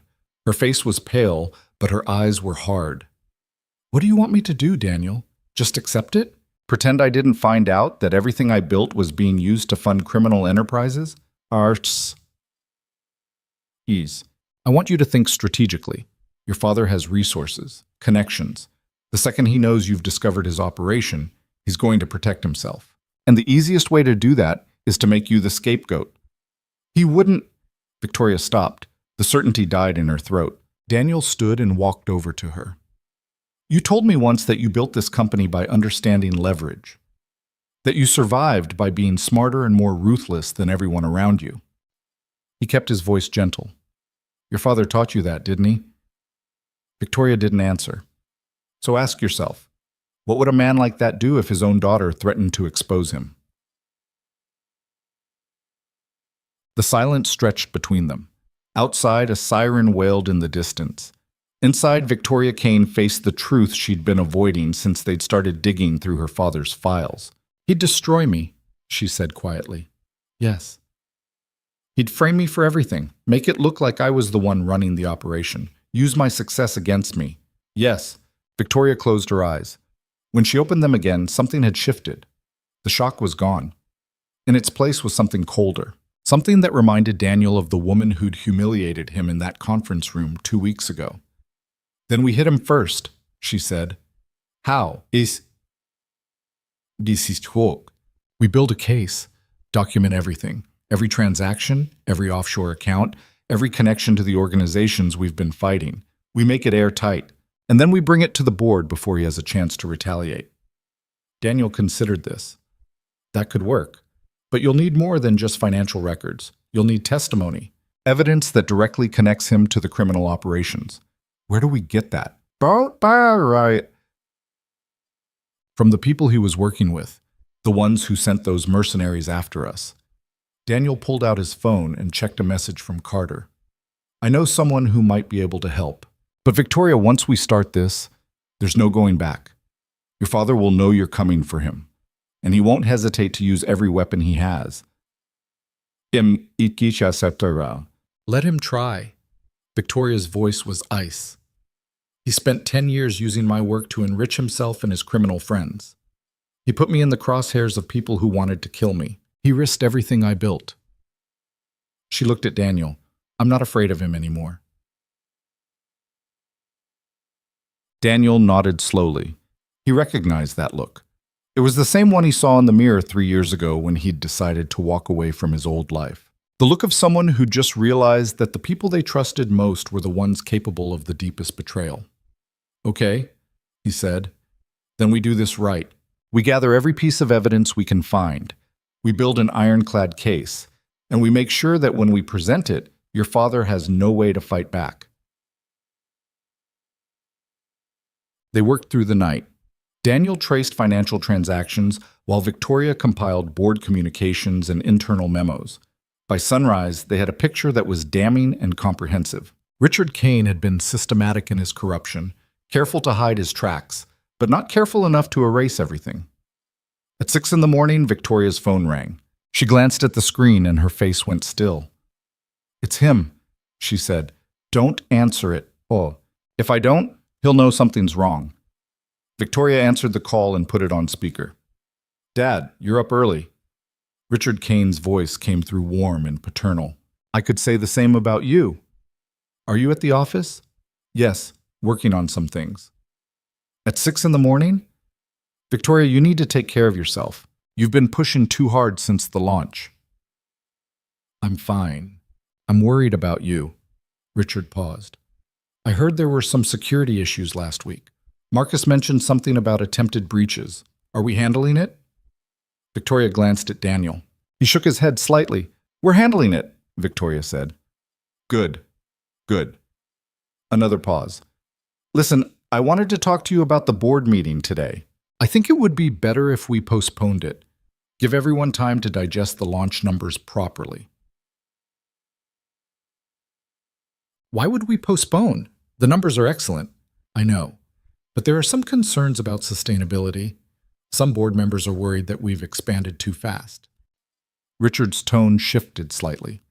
I think we should address those concerns privately before we present to the full board. Victoria's hand tightened on her phone. What concerns? Who's worried? Me? It's nothing urgent, just some questions about our international contracts. You know how paranoid board members can get when money starts flowing through overseas accounts? Daniel felt something cold settle in his stomach. Richard Kane knew. Maybe he didn't know everything, but he knew someone was looking at his operations. Dad, is there something you're not telling me? Victoria asked. Of course not. I'm just trying to protect you from unnecessary scrutiny. You've worked too hard to have anyone question your methods. My methods are fine. I know that, but perception matters. And right now, with all the attention from the launch, We need to be extra careful about how things look. Richard's voice dropped slightly. Trust me on this, Victoria. Postpone the meeting. Let me handle the board for a few days. Everything will be fine. Victoria looked at Daniel. He held up his phone with a message typed out. He's trying to buy time. Don't give it to him. I can't postpone the meeting, Victoria said. We have investors waiting for an update. If we delay without good reason, it'll raise more questions than it answers. Silence on the other end. When Richard spoke again, his voice had lost its warmth. Victoria, I'm not asking you. I'm telling you. Postpone the meeting. And I'm telling you no. Don't make me do this the hard way. Do what the hard way? Protect this company from your mistakes. Victoria's face went white. What's that supposed to mean? It means I've been watching you for the past 2 weeks, running around with that maintenance worker, disappearing at odd hours, acting paranoid and secretive. Richard's voice hardened. I know you've been digging into things you don't understand, and I'm trying to save you from yourself before you do something that destroys everything we've built. Daniel grabbed Victoria's arm and mouthed, Hang up, but Victoria was too angry. You mean everything I've built, while you've been using my company to launder money for criminals? The line went dead silent. Then Richard laughed. It wasn't a pleasant sound. So that's what this is about. You think you've uncovered some grand conspiracy. You think I'm the villain in your story. I have the financial records, Dad. I have the offshore accounts. I have documentation connecting you to the same people who tried to kill me 2 weeks ago. And you think that proves what exactly? That I'm some kind of criminal? Richard's voice was sharp now, cutting. Let me tell you what it actually proves, Victoria. It proves that you're a naive child who doesn't understand how real business works. Did you think we got this successful by playing by the rules? Did you think those international contracts came from your brilliant negotiating skills? Victoria said nothing. I built the foundation that made your success possible. I opened doors that would have stayed closed. I made deals that kept this company alive when you were too idealistic to do what needed to be done. Richard paused. And now you want to destroy me because you finally learned how the real world works? Fine. Let's see how that plays out for you. What are you going to do, Ardikit? I'm going to do what I should have done years ago. I'm going to remove you as CEO before you destroy this company with your self-righteous crusade. I'm going to present evidence to the board showing that you've been running unauthorized security operations, making reckless decisions, and compromising our business relationships. And I'm going to make sure that when the dust settles, nobody remembers Victoria Kane as a brilliant CEO. They'll remember you as the unstable daughter who couldn't handle success. You're bluffing. Am I? Check your email in about 30 minutes. You'll see exactly how serious I am. Richard's voice dropped to something colder. I gave you everything, Victoria, and you threw it back in my face. That's on you. The line went dead. Victoria stood frozen, still holding her phone. Her face had gone from pale to bloodless. He's going to frame me. Yes. He's going to take my company. He's going to try. Victoria looked at Daniel with something close to panic. What do I do? Daniel checked his watch. The board meeting is at 2. That gives us 8 hours to present our case before your father can present his. We need to move fast. He said to check my email in 30 minutes. What if he's already sent something to the board? Then we deal with it. But first we need to make sure our evidence is solid and ready to present. Daniel walked to the conference table and started gathering files. Call Marcus. Call Jennifer. Get everyone you trust into this office right now. We're going to need witnesses. Victoria didn't move. She was staring at her phone like it might explode. I can't believe he'd do this. Yes, you can. You've known what kind of man he is for hours now. You just didn't want to believe he'd turn on you. Daniel looked at her steadily. But he did. And now you have to fight back. Something shifted in Victoria's expression. The panic receded. The cold calculation returned. Okay, you're right. We fight back. She started making calls. 30 minutes later, Victoria's email pinged. She opened it, and her face went rigid. What is it? Daniel asked. Victoria turned her laptop around.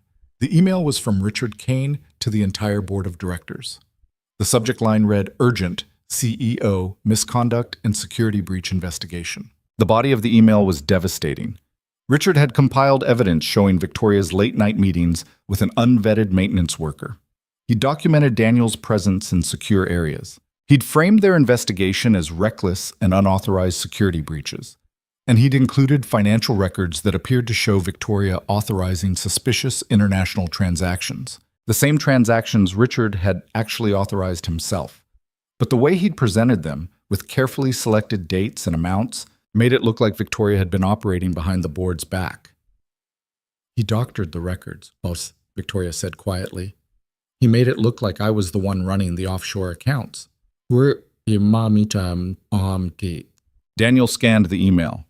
"He's smart. He's not denying the criminal activity exists. He's just shifting the blame to you and framing himself as the concerned father trying to stop his daughter from destroying the company.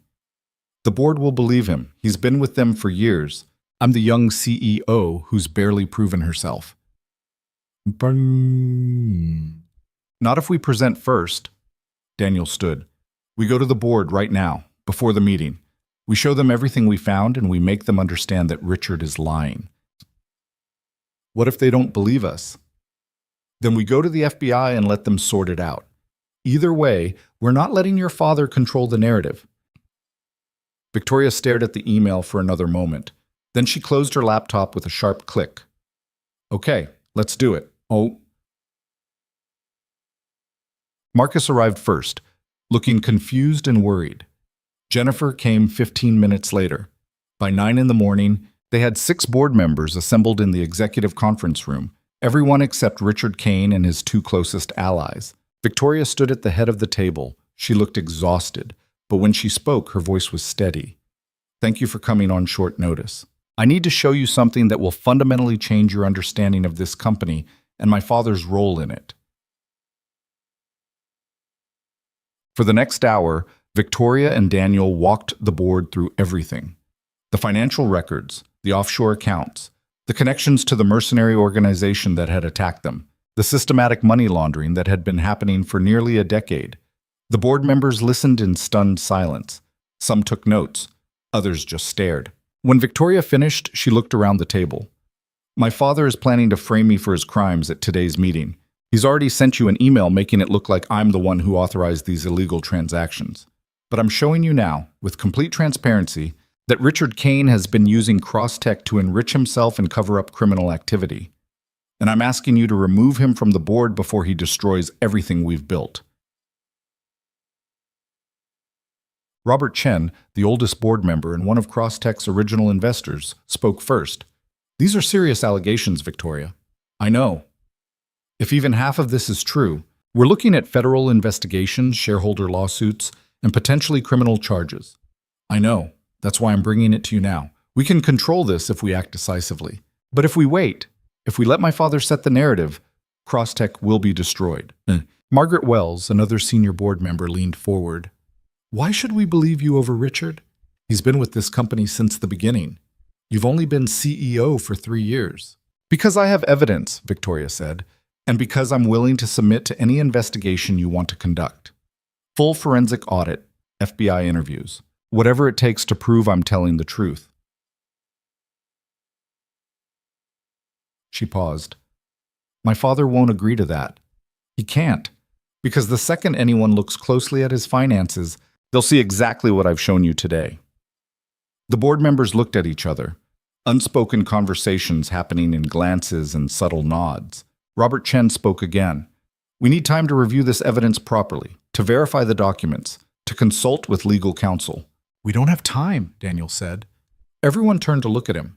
He'd been standing quietly in the corner, but now he stepped forward. Richard Kane has already activated his contingency plan. He's framing Victoria to protect himself. If you wait to act, he'll use that time to destroy evidence, turn other board members against you, and possibly disappear with whatever assets he can liquidate. Daniel looked at Robert Chen. "You're all smart people. You know how this works. The first person to control the narrative wins. Right now, you have a choice. Believe Victoria and act immediately, or wait and watch everything collapse." Margaret Wells frowned. "And who exactly are you? The email said you're a maintenance worker. Why should we trust your analysis?" "Because I used to stop people like Richard Kane for a living, and because I don't have anything to gain from lying to you." Daniel's voice was calm but hard. Victoria has given you evidence. Her father has given you accusations. One of them is telling the truth. Choose carefully. Silence filled the room. Then Robert Chen stood. I move that we suspend Richard Kane from the board pending a full investigation into these allegations. All in favor? 5 hands went up. Only Margaret Wells abstained. Motion carries. Robert looked at Victoria. We'll need to bring in external auditors, and we'll need to notify law enforcement about potential criminal activity. I understand, Victoria said. You realize this is going to be a nightmare? Media coverage, investor panic, lawsuits, us. I know, but it's the right thing to do. Robert nodded slowly. Your father isn't going to take this well. I know that too. The board filed out, already making phone calls to lawyers and auditors. Marcus and Jennifer stayed behind, both looking shell-shocked. I can't believe Richard did this, Jennifer said. I've known him for 8 years. He always seems so charming. Victoria's voice was bitter. That's how it works. The best criminals are the ones who make you trust them completely. Marcus looked at Daniel. You said you used to stop people like him. What did you do exactly? Things I'm not allowed to talk about. Daniel checked his phone. Carter had sent 3 messages. Victoria, we need to move quickly now. Your father is going to realize what happened, and he's going to retaliate. You need protection. I'll hire security. Not that kind of protection. I mean legal protection. Document everything. Record every conversation. Make sure you're never alone with him. Daniel pulled up a message from Carter. I've got someone who can help. Former federal prosecutor. She specializes in corporate fraud cases. I'm sending you her contact.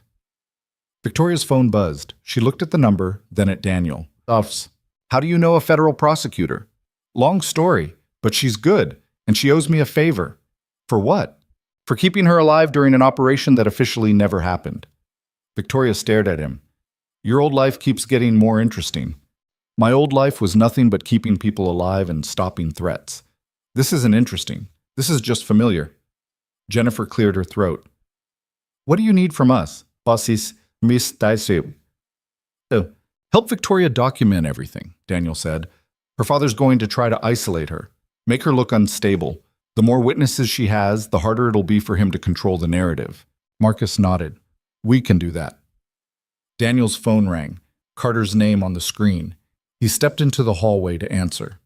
Hayes, Carter said without preamble, we've got a problem.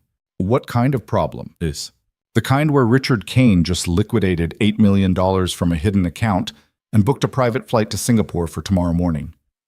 Daniel felt his stomach drop. He's running. Oh, looks like it. And if he gets out of the country, we'll never get him back. Singapore doesn't have an extradition treaty for financial crimes. Can you stop him? Not legally. But I know people who could make his flight uncomfortable. Carter paused. How far do you want to take this? Daniel thought about Victoria's face when she'd realized her father was willing to destroy her. Thought about Emma sleeping safely because her dad had stopped being invisible. Thought about the thousands of people whose lives depended on Crosstech staying stable. Do what you need to do, Daniel said.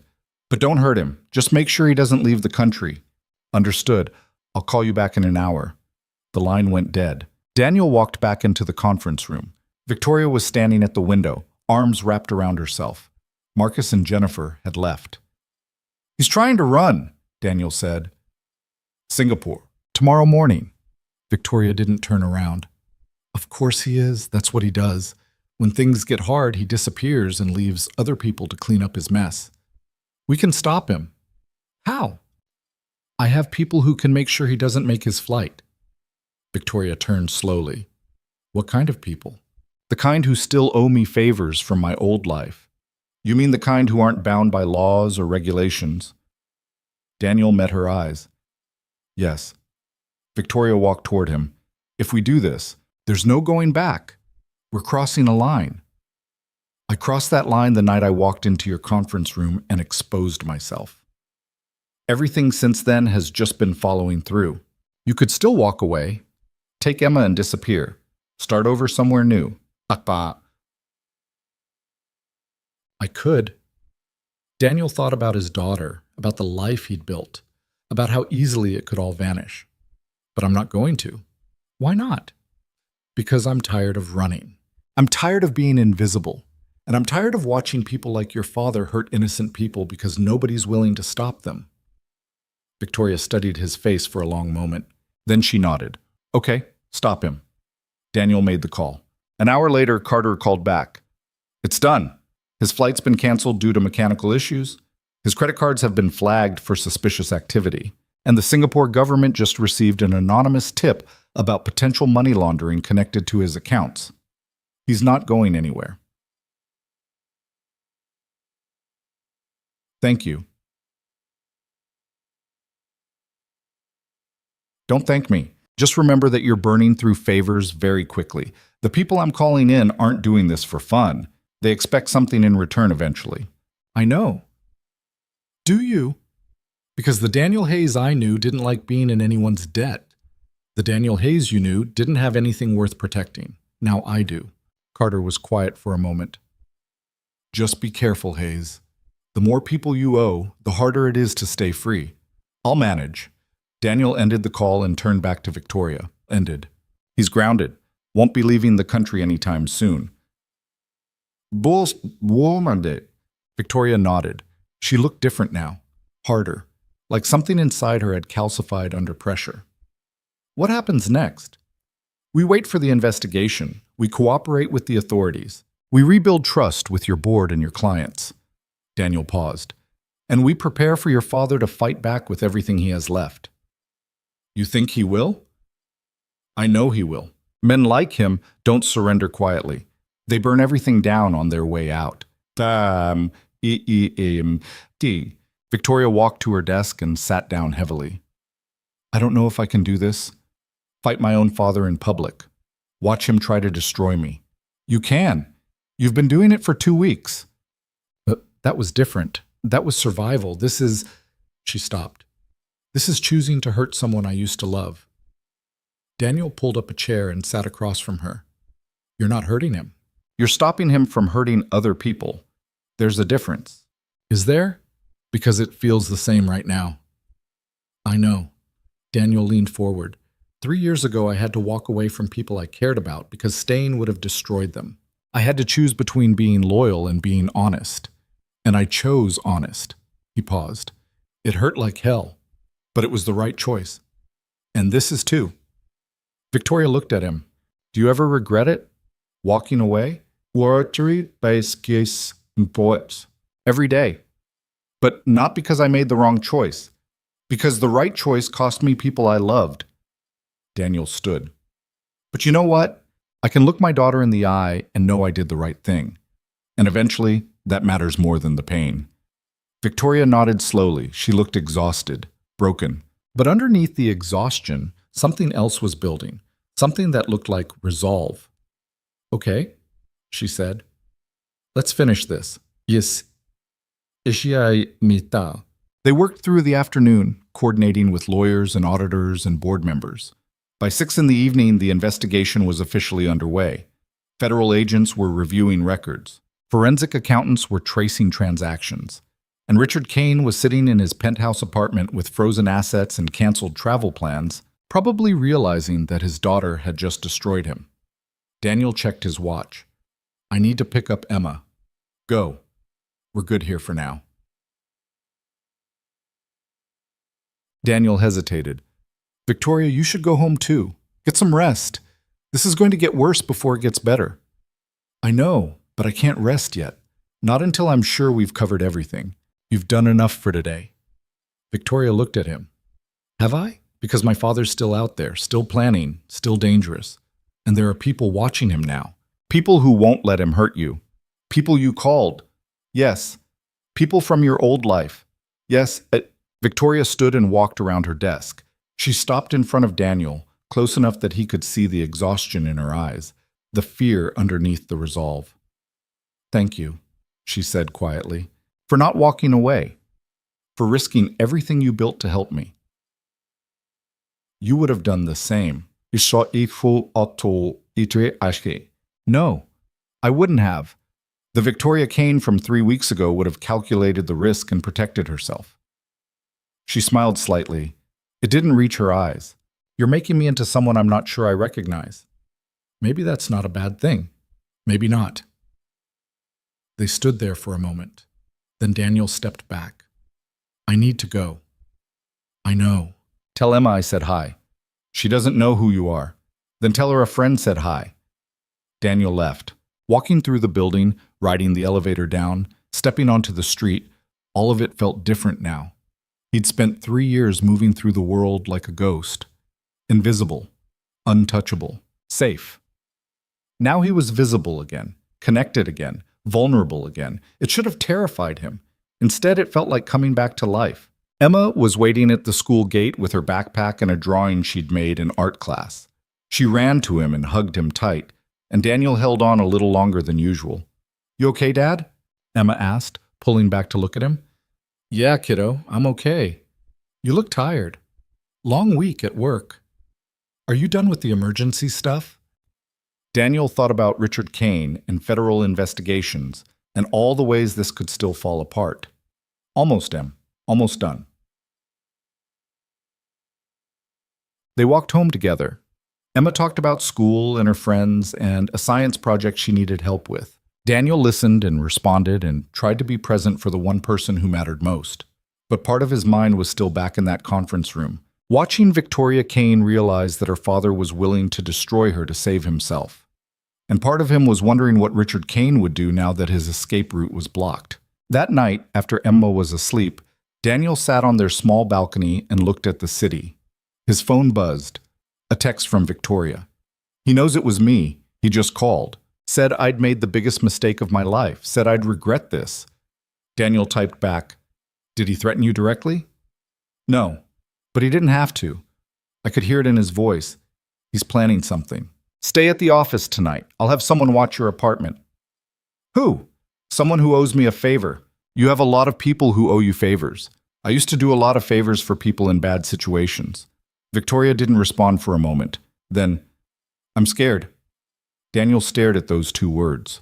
Victoria Kane, the billionaire CEO, who'd built an empire and faced down cybercriminals and mercenaries, was admitting she was scared. He typed, That's smart. Fear means you're taking this seriously. But you're not alone. We'll get through this. Promise? Daniel looked out at the city lights, at the life he'd built, at the safety he was sacrificing to help someone he barely knew. Promise, he typed. He put the phone down and sat in the dark, listening to the city breathe around him. Somewhere out there, Richard Kane was planning his next move. Somewhere out there, federal agents were building a case. Somewhere out there, Victoria Kane was learning what it cost to choose the truth over family loyalty. And here, on a small balcony in a 600-square-foot apartment, Daniel Hayes was learning what it felt like to stop being invisible. It was terrifying and liberating and completely impossible to predict. But for the first time in 3 years, he wasn't running from his past. He was facing it, and maybe, just maybe, that was enough. The federal indictment came down on a Tuesday morning, 6 weeks after Victoria had confronted her father in front of the board. Richard Kane was arrested at his penthouse by agents who'd spent those 6 weeks building a case so airtight that even his expensive lawyers couldn't find cracks in it. Victoria watched the news coverage from her office with Daniel standing beside her. The cameras showed her father being led out in handcuffs, his face blank, his expensive suit somehow looking cheaper under the harsh morning light. Reporters shouted questions he didn't answer. His lawyers made statements about his innocence that nobody believed. I thought I'd feel something, Victoria said quietly. Relief, maybe, or vindication, but I just feel empty. Daniel didn't respond immediately. He understood that emptiness. It was what came after you made the right choice that destroyed someone you used to love. The space where your emotions were supposed to be, filled instead with the heavy knowledge that you'd done what needed to be done. It'll take time, he said finally. Knowing you did the right thing doesn't make it hurt less. Does it ever stop hurting? No, but eventually you stop expecting it to. Well, Victoria turned away from the screen. Her office looked the same as it always had. Expensive furniture, wall of windows, view that reminded everyone how far she'd climbed. But something fundamental had shifted in the past 6 weeks. The woman who'd humiliated a maintenance worker for interrupting her meeting was gone. In her place was someone harder and softer at the same time. Someone who'd learned that power meant nothing if you weren't willing to use it for something beyond yourself. The board wants to meet this afternoon, she said. They're going to discuss restructuring, probably want my resignation. Why would they want that? You're the one who exposed the corruption. I'm also the CEO whose father used the company for a decade-long criminal enterprise. That kind of association doesn't just disappear. Victoria sat down at her desk. And honestly, maybe they're right. Maybe Crosstech needs someone without my baggage. You don't believe that. I don't know what I believe anymore. She looked at him. You spent 3 years rebuilding yourself after your old life ended. How did you know what to keep and what to let go? Daniel walked to the window and looked out at the city. I didn't know. I just kept the things that made Emma's life better and let go of everything else. Some days that meant I kept too much. Other days I let go of things I should have held on to. He turned to face her, but eventually I figured out that I wasn't trying to rebuild the person I used to be. I was trying to become someone Emma could be proud of. That made the choices clearer. And are you someone she can be proud of? I'm trying to be. That's all any of us can do. Victoria's phone buzzed. She glanced at it and sighed. Marcus says the media is camped outside the building. They want a statement. What are you going to tell them? The truth. That my father committed crimes, that I cooperated with federal investigators, that Crosstech is committed to transparency and accountability going forward. She paused. All the things a CEO is supposed to say when her world falls apart. That's not your world falling apart. That's you building something better from the pieces. You always know exactly what to say. No, I don't. I just say what I needed to hear 3 years ago and hope it helps.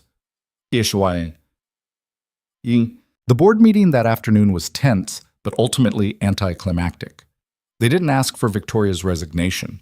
Instead, they voted to restructure the company's oversight procedures, bring in external ethics consultants, and implement new safeguards to prevent future corruption. Victoria was given their full support, with the understanding that the next 6 months would determine whether Crosstech survived or became another cautionary tale about unchecked ambition. Robert Chen pulled Victoria aside after the meeting. You did the right thing, he said. I know it doesn't feel like it right now, but you saved this company.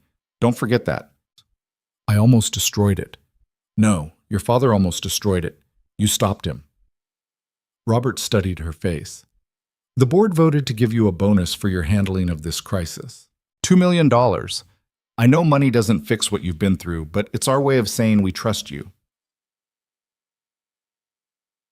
Victoria thought about Daniel refusing $50,000 because he didn't want to be bought. Thought about the way he'd risked everything to help her without asking for anything in return. Give it to the employees, she said. Everyone who stayed through this nightmare, they deserve it more than I do. Robert raised his eyebrows. That's very generous. It's fair. I had help getting through this. They didn't.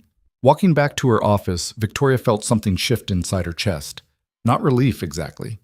More like the first breath after holding it too long. The crisis wasn't over. There would be lawsuits and media coverage and clients who'd lost trust. But the worst of it was behind them. Now came the harder part, figuring out who she was going to be in the aftermath. Daniel was waiting in her office when she got back. He'd changed out of his maintenance uniform at some point during the past 6 weeks, and now wore jeans and a plain shirt that somehow made him look more like himself, more comfortable in his own skin. The board kept you, Keith, he said. It wasn't a question. They kept me. Good. This company needs you. Victoria sat down heavily. I don't know if I'm what this company needs. I don't know if I'm what anyone needs right now. That's exhaustion talking. Maybe, or maybe it's clarity. She looked at him. What happens now? With us, I mean. You helped me through this. You risked your safety and Emma's safety. You called in favors from your old life that you can never repay. And for what? So I could keep my CEO position and my company? I didn't do it for that. Then why? Daniel sat down across from her. Because 6 weeks ago, you were someone who thought power meant control. You thought being strong meant never showing weakness. You thought leadership meant making everyone afraid of disappointing you. He leaned forward. But when you found out your father had betrayed you, you didn't try to hide it. You didn't protect yourself at everyone else's expense. You did the hard thing because it was the right thing. And that's the kind of person worth helping. Yes, Sayat. Victoria felt something tighten in her throat. I was awful to you. That first night, I humiliated you in front of my entire executive team. You did. And you helped me anyway. I did. Why? Because I used to be someone who only cared about completing missions, who saw people as assets or threats or obstacles, who spent years being effective and cold and completely hollow inside. Daniel's voice was quiet. And then Emma was born, and her mother got sick, and I realized that being hollow wasn't strength, it was cowardice. I was afraid of caring because caring meant I could be hurt. What changed? I watched my wife die knowing she was leaving our daughter with a father who didn't know how to be human anymore. And in those last few weeks, she made me promise I'd learn, that I'd be present for Emma, that I'd remember what it felt like to actually live instead of just surviving. Daniel met Victoria's eyes. Helping you was part of keeping that promise. Because being human means showing up when people need help, even when it's dangerous, even when it costs you. Victoria didn't say anything for a long moment. Then, Emma's lucky to have you. I'm lucky to have her. She's the only reason I'm not still empty inside. What was her mother's name? Sarah. Daniel smiled slightly. It was the first real smile Victoria had seen from him. She was a teacher, 4th grade. She used to say that teaching was just professional hope. You showed up every day and believed kids could be better than they were, and eventually enough of them proved you right to make it worth it. She sounds like she was remarkable. She was. I didn't deserve her, but she loved me anyway. Daniel stood. I should go. Emma's got a school play tonight. She's playing a tree in the forest scene. She's been practicing standing very still for 2 weeks. Victoria laughed.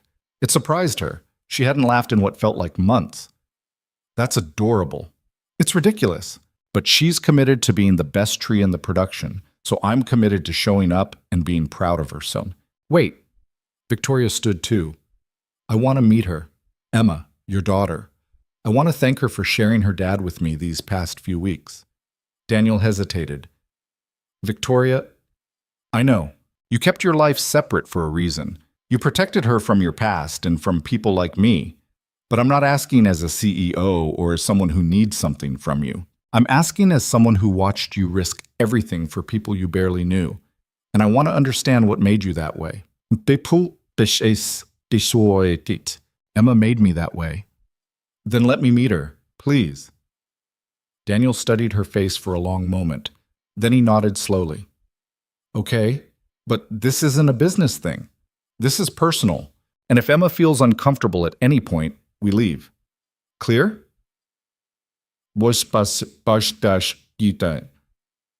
Crystal clear. The elementary school auditorium was packed with parents holding phones and cameras. Daniel and Victoria sat in the back row. Victoria had changed into jeans and a plain jacket, the closest thing to invisible she could manage. She felt out of place among the families, but Daniel seemed comfortable. This was his world now. Parent-teacher conferences and school plays and small moments that mattered more than boardrooms ever had. The play was exactly what you'd expect from a second-grade production. Kids forgot their lines. The backdrop fell over twice. Someone's crown fell off mid-scene. But when Emma appeared as a tree, standing perfectly still with her arms raised like branches, Daniel's entire face transformed. Pride and love and something that looked almost like peace. She's really committed to this tree thing, Victoria whispered. She doesn't do anything halfway, Daniel whispered back. Gets that from her mother. After the play, parents swarmed the hallway to collect their kids. Emma ran to Daniel and crashed into him with the force of someone who'd been standing still for 20 minutes and needed to move. Did you see me? I didn't move at all. Not even when Tommy stepped on my foot during the wolf scene. You were the best tree I've ever seen, Daniel said seriously. Emma beamed, then she noticed Victoria standing behind Daniel. Her expression shifted to polite curiosity. Hi, are you Dad's friend? Victoria crouched down to Emma's level. I am. My name's Victoria. Your dad helped me with some work problems, and I wanted to thank him by watching you be an excellent tree. Emma considered this. Was it hard? The work problems? Very hard. Did Dad fix them? He did. Your dad is very good at fixing things that seem impossible to try. Emma nodded like this was obvious. He fixes everything. Last week our toaster broke and he made it work again with a screwdriver and some wire. Mrs. Chen said he was a genius, but Dad said he just watched a video online. Victoria smiled. I think your dad is pretty remarkable. Me too. Emma looked at Daniel. Can we get ice cream? I stood still for like 100 hours and I think I deserve ice cream. It was 20 minutes, Daniel said. But yes, we can get ice cream. Set. They walked to a small ice cream shop near the school. Emma got chocolate with sprinkles. Daniel got vanilla. Victoria got nothing at first, but Emma insisted she needed to try the mint chip. So Victoria ended up with a cone she didn't really want, but ate anyway because a 7-year-old had declared it essential. Sitting in a plastic booth with sticky tables and fluorescent lighting, Victoria watched Daniel help Emma eat her ice cream before it melted everywhere. Watched him laugh when she got chocolate on her nose. Watched him be completely present in a moment that had nothing to do with power or money or saving companies. This was what he'd chosen over his old life. This small, messy, perfect moment in a cheap ice cream shop with his daughter. Victoria understood now why he'd been willing to walk away from everything. Victoria? Emma was looking at her with those serious eyes kids had when they were about to ask something important. Yes? Are you Dad's girlfriend? Daniel choked on his ice cream. That's not... We're not... It's okay, Victoria said. She looked at Emma. No, I'm not. Your dad and I are friends. He helped me when I was going through something difficult, and I'm very grateful. Emma nodded thoughtfully. Okay, I was just wondering because you look at him the way Mrs. Chen looks at Mr. Peterson in the apartment next door. Like you think he's nice. Emma? Daniel's face was red. I do think your dad is nice, Victoria said. He's one of the best people I've ever met. Yeah, he's pretty great. Emma went back to her ice cream. Crisis averted in the way only children could avert crises, by stating potentially awkward truths and then moving on without dwelling on them. They walked back to Daniel's apartment building afterward. Victoria offered to call a car, but Daniel said the walk was good. Emma held his hand and talked about the play and about how Tommy had apologized for stepping on her foot and about how her teacher said they might do another play before the end of the school year. At the building entrance, Emma hugged Victoria goodbye without being prompted. Thanks for coming to my play, even though I was just a tree. You were the best tree, Victoria said seriously. I'll remember it forever. Emma grinned and ran inside to tell Mrs. Chen about the play. Daniel and Victoria stood on the sidewalk. The night was cool. The street was quiet. Thank you for letting me meet her, Victoria said. Thank you for understanding why I kept her separate for so long. She's wonderful, Daniel. You're doing an amazing job with her. I'm doing my best. Some days that's enough. Other days I have no idea what I'm doing. He smiled slightly. But she's happy. That's what matters. Victoria nodded. They stood there for a moment, neither quite ready to end the evening. What happens now? Victoria asked. You helped me fix my company. You exposed yourself and your past and risked your safety. What happens to you? I go back to being Emma's dad. I pick her up from school and help with homework and make sure she knows she's loved. Daniel paused. And maybe I stop being quite so invisible. Maybe I remember that hiding from life isn't the same as living it. Will you stay at Crosstech, working maintenance? I don't know yet. That life made sense when I needed to be invisible. I'm not sure it makes sense anymore. What would make sense? Daniel looked up at his apartment building, at the light in his window where Emma was probably already getting ready for bed. Something that lets me be present for her. Something that lets me use my skills without returning to the person I used to be. Something that feels honest. I could use someone like you at Crosstech, not maintenance. Something real. Security consultant, maybe. Someone who helps me rebuild the company's ethical foundation. Victoria met his eyes. I can't pay you what you're worth, but I can offer you flexibility and the chance to do work that matters. You don't have to do that. I know, but I want to. You changed how I see leadership, how I see success, how I see what matters. She smiled. And selfishly, I don't want to go back to the person I was before you walked into my conference room and told me to stop treating my employees like children. Daniel considered this. Can I think about it? Take all the time you need. They said goodbye. Victoria called a car and rode back to her empty penthouse apartment. It looked exactly the same as it always had. Expensive and immaculate and completely impersonal. She'd spent 10 years building an empire and somehow forgotten to build a life. But standing in that ice cream shop, watching Daniel be fully present for his daughter, Victoria had felt something she hadn't felt in years. Envy. Not for his money or his success. She had more of both than he ever would. Envy for the way he knew exactly what mattered and organized his entire life around protecting it. She wanted that. Not his life, but that clarity. That sense of purpose beyond just accumulating more. The next morning, Victoria called an emergency board meeting. Robert Chen answered, looking concerned. What's wrong? More problems? No, I want to propose something. Victoria pulled up a presentation she'd spent all night working on. I want to restructure Crosstech's mission. Move beyond just being the biggest cloud infrastructure company. I want us to be the most ethical, the most transparent, the company that other companies trust because we've proven we put people over profit. Robert was quiet for a moment. That's going to cost us. Short-term profit, probably some clients who don't want that level of scrutiny. I know, but it'll also build something sustainable, something that survives beyond just me. Something that matters. What brought this on?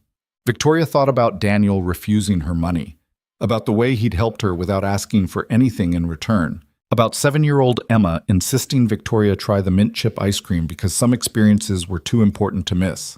I spent 10 years building a company by being smarter and more ruthless than everyone around me, and it worked.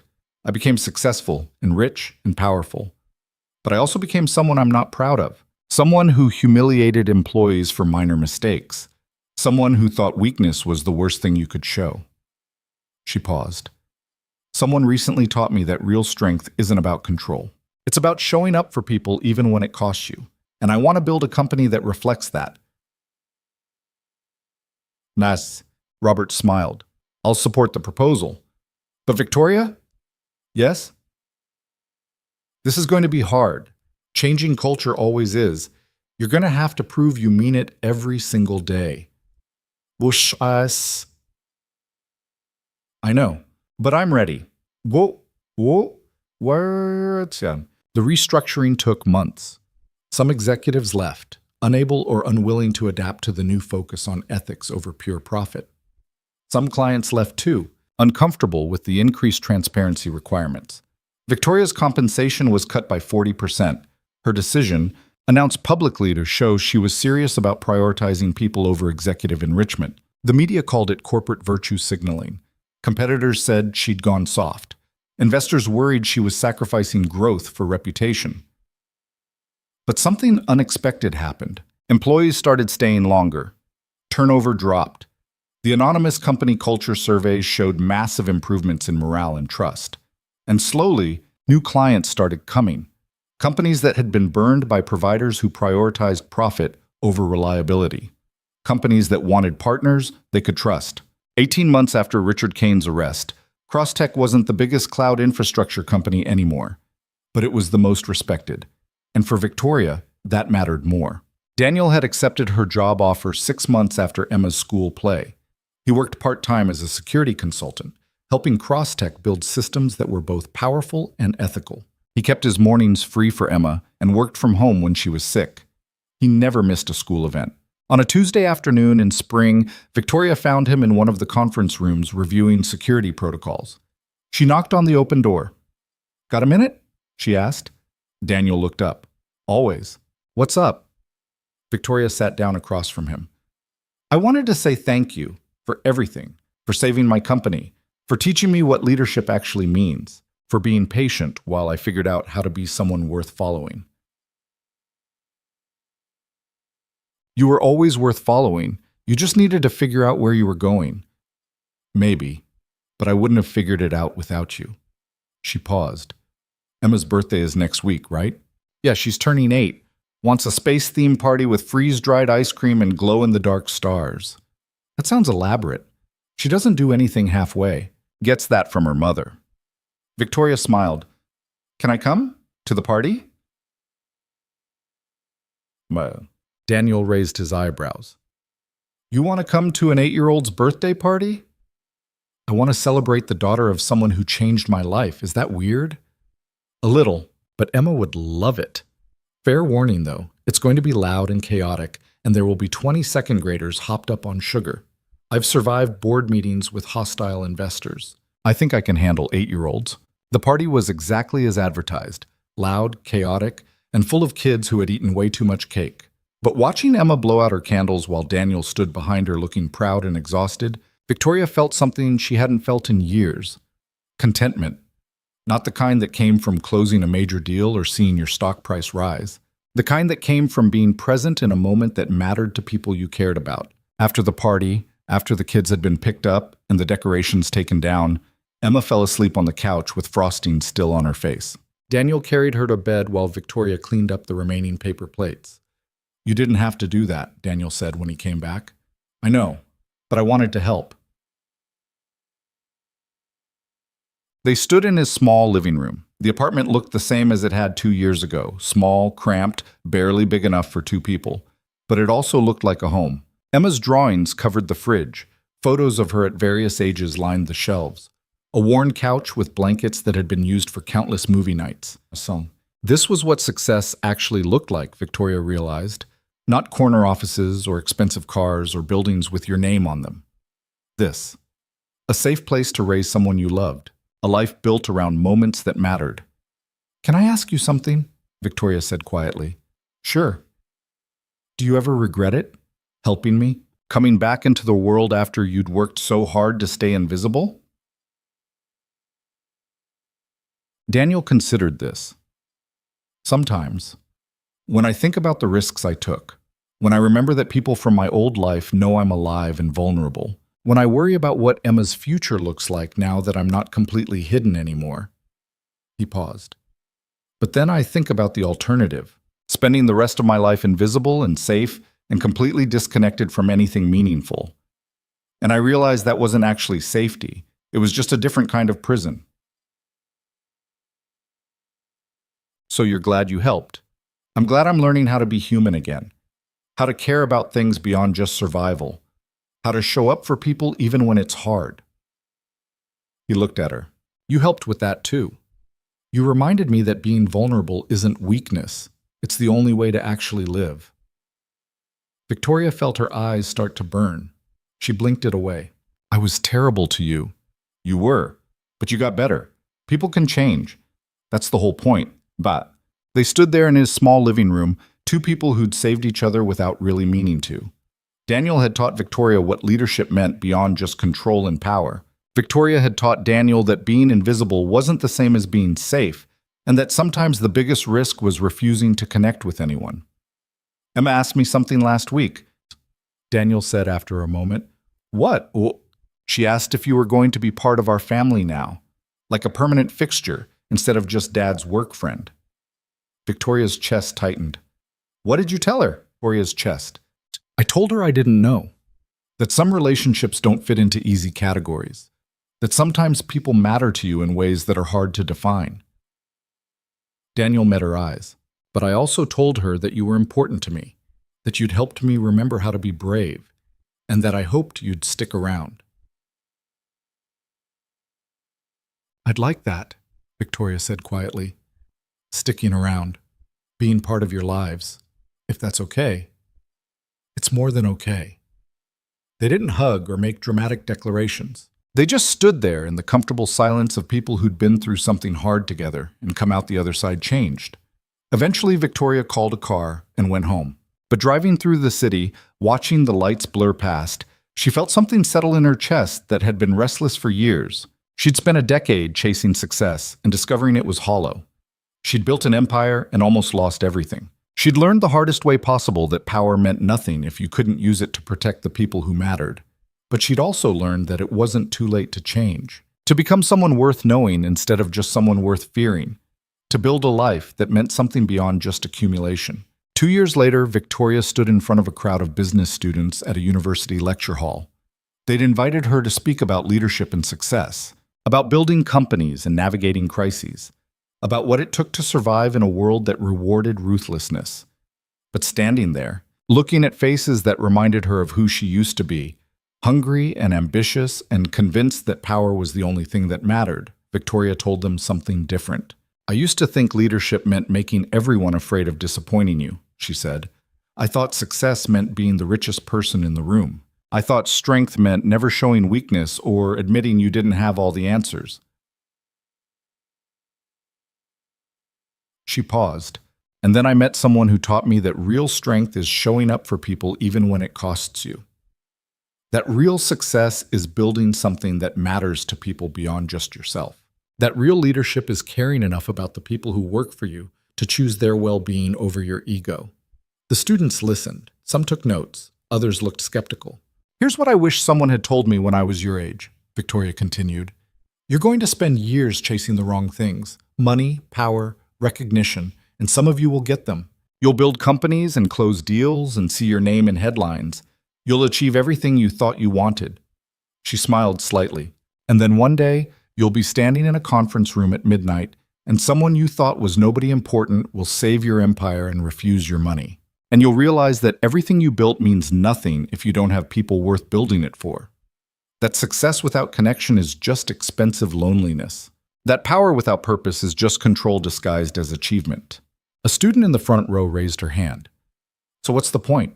If achievement doesn't matter, why work hard at all? Achievement matters, Victoria said, but it matters most when it's in service of something beyond yourself. Work hard, build things, chase success, but do it because you want to make the world better for people you love, not because you want to prove you're better than everyone around you. After the lecture, Victoria drove to Daniel's apartment. He'd moved to a bigger place 6 months ago. 2 bedrooms, actual kitchen counter space, a balcony where Emma could grow plants for her science projects. He was home in the afternoons now, working mornings at Crosstech, and spending time with Emma after school. Victoria knocked on the door. Emma answered, 9 years old now, and wearing a shirt covered in cat drawings. Victoria, Dad said you were coming. We're making spaghetti, but Dad keeps burning the garlic. I burned it once, Daniel called from the kitchen. One time. Victoria laughed and walked inside. The apartment smelled like tomato sauce and burned garlic and home. Emma dragged her to the kitchen to help with dinner.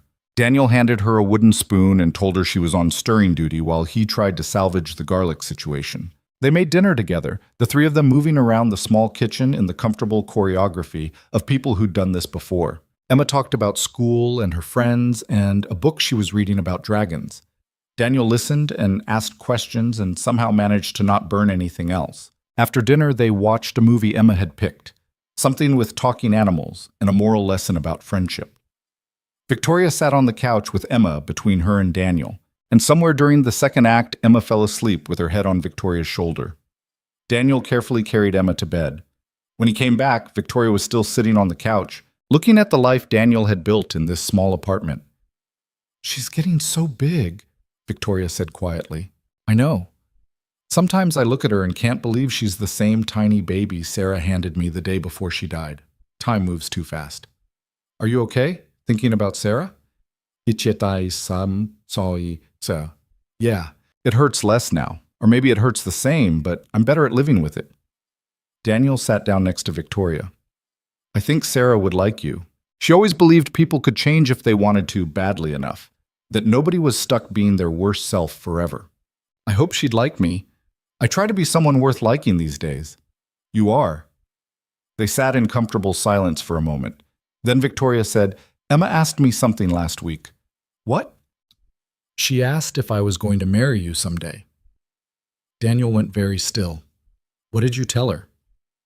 I told her I didn't know, that I cared about you both very much, that I liked being part of your lives, but that some relationships don't need to fit into traditional categories to be important.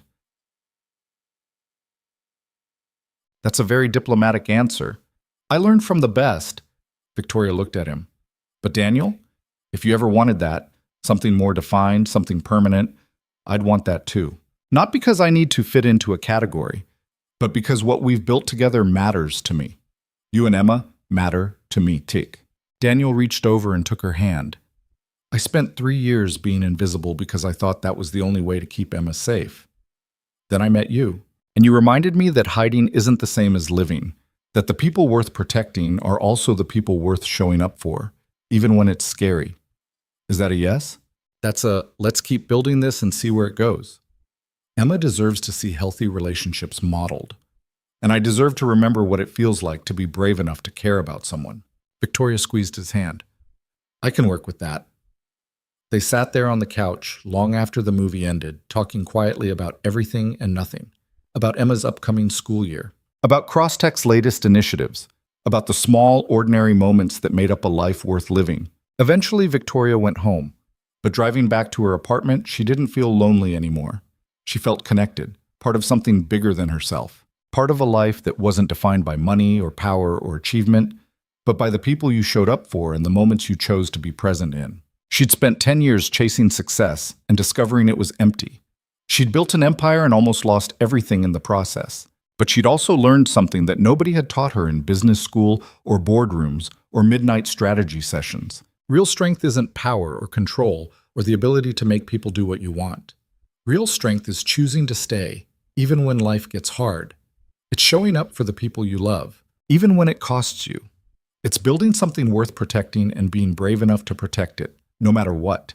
And in the end, that was the only kind of success that actually mattered. 3 years after Richard Kane's arrest, Victoria stood in Crosstech's renovated headquarters and watched employees move through the space. The building looked different now, more open, less cold, designed for collaboration instead of competition.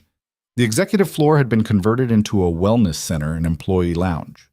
Victoria's office was smaller, with a door that was always open. Daniel walked up beside her. Emma was at school, and he'd come in for a security review meeting. But instead of heading to the conference room, he stood with Victoria and looked at what they'd built together. "You did good," he said. "We did good," Victoria corrected. "I couldn't have done this without you." "Sure you could have. You just would have taken longer and made it harder on yourself." Victoria laughed. Probably true. They stood there together watching people work and talk and build things that mattered. Watching a company transform from a place people feared into a place people actually wanted to be. It wasn't perfect.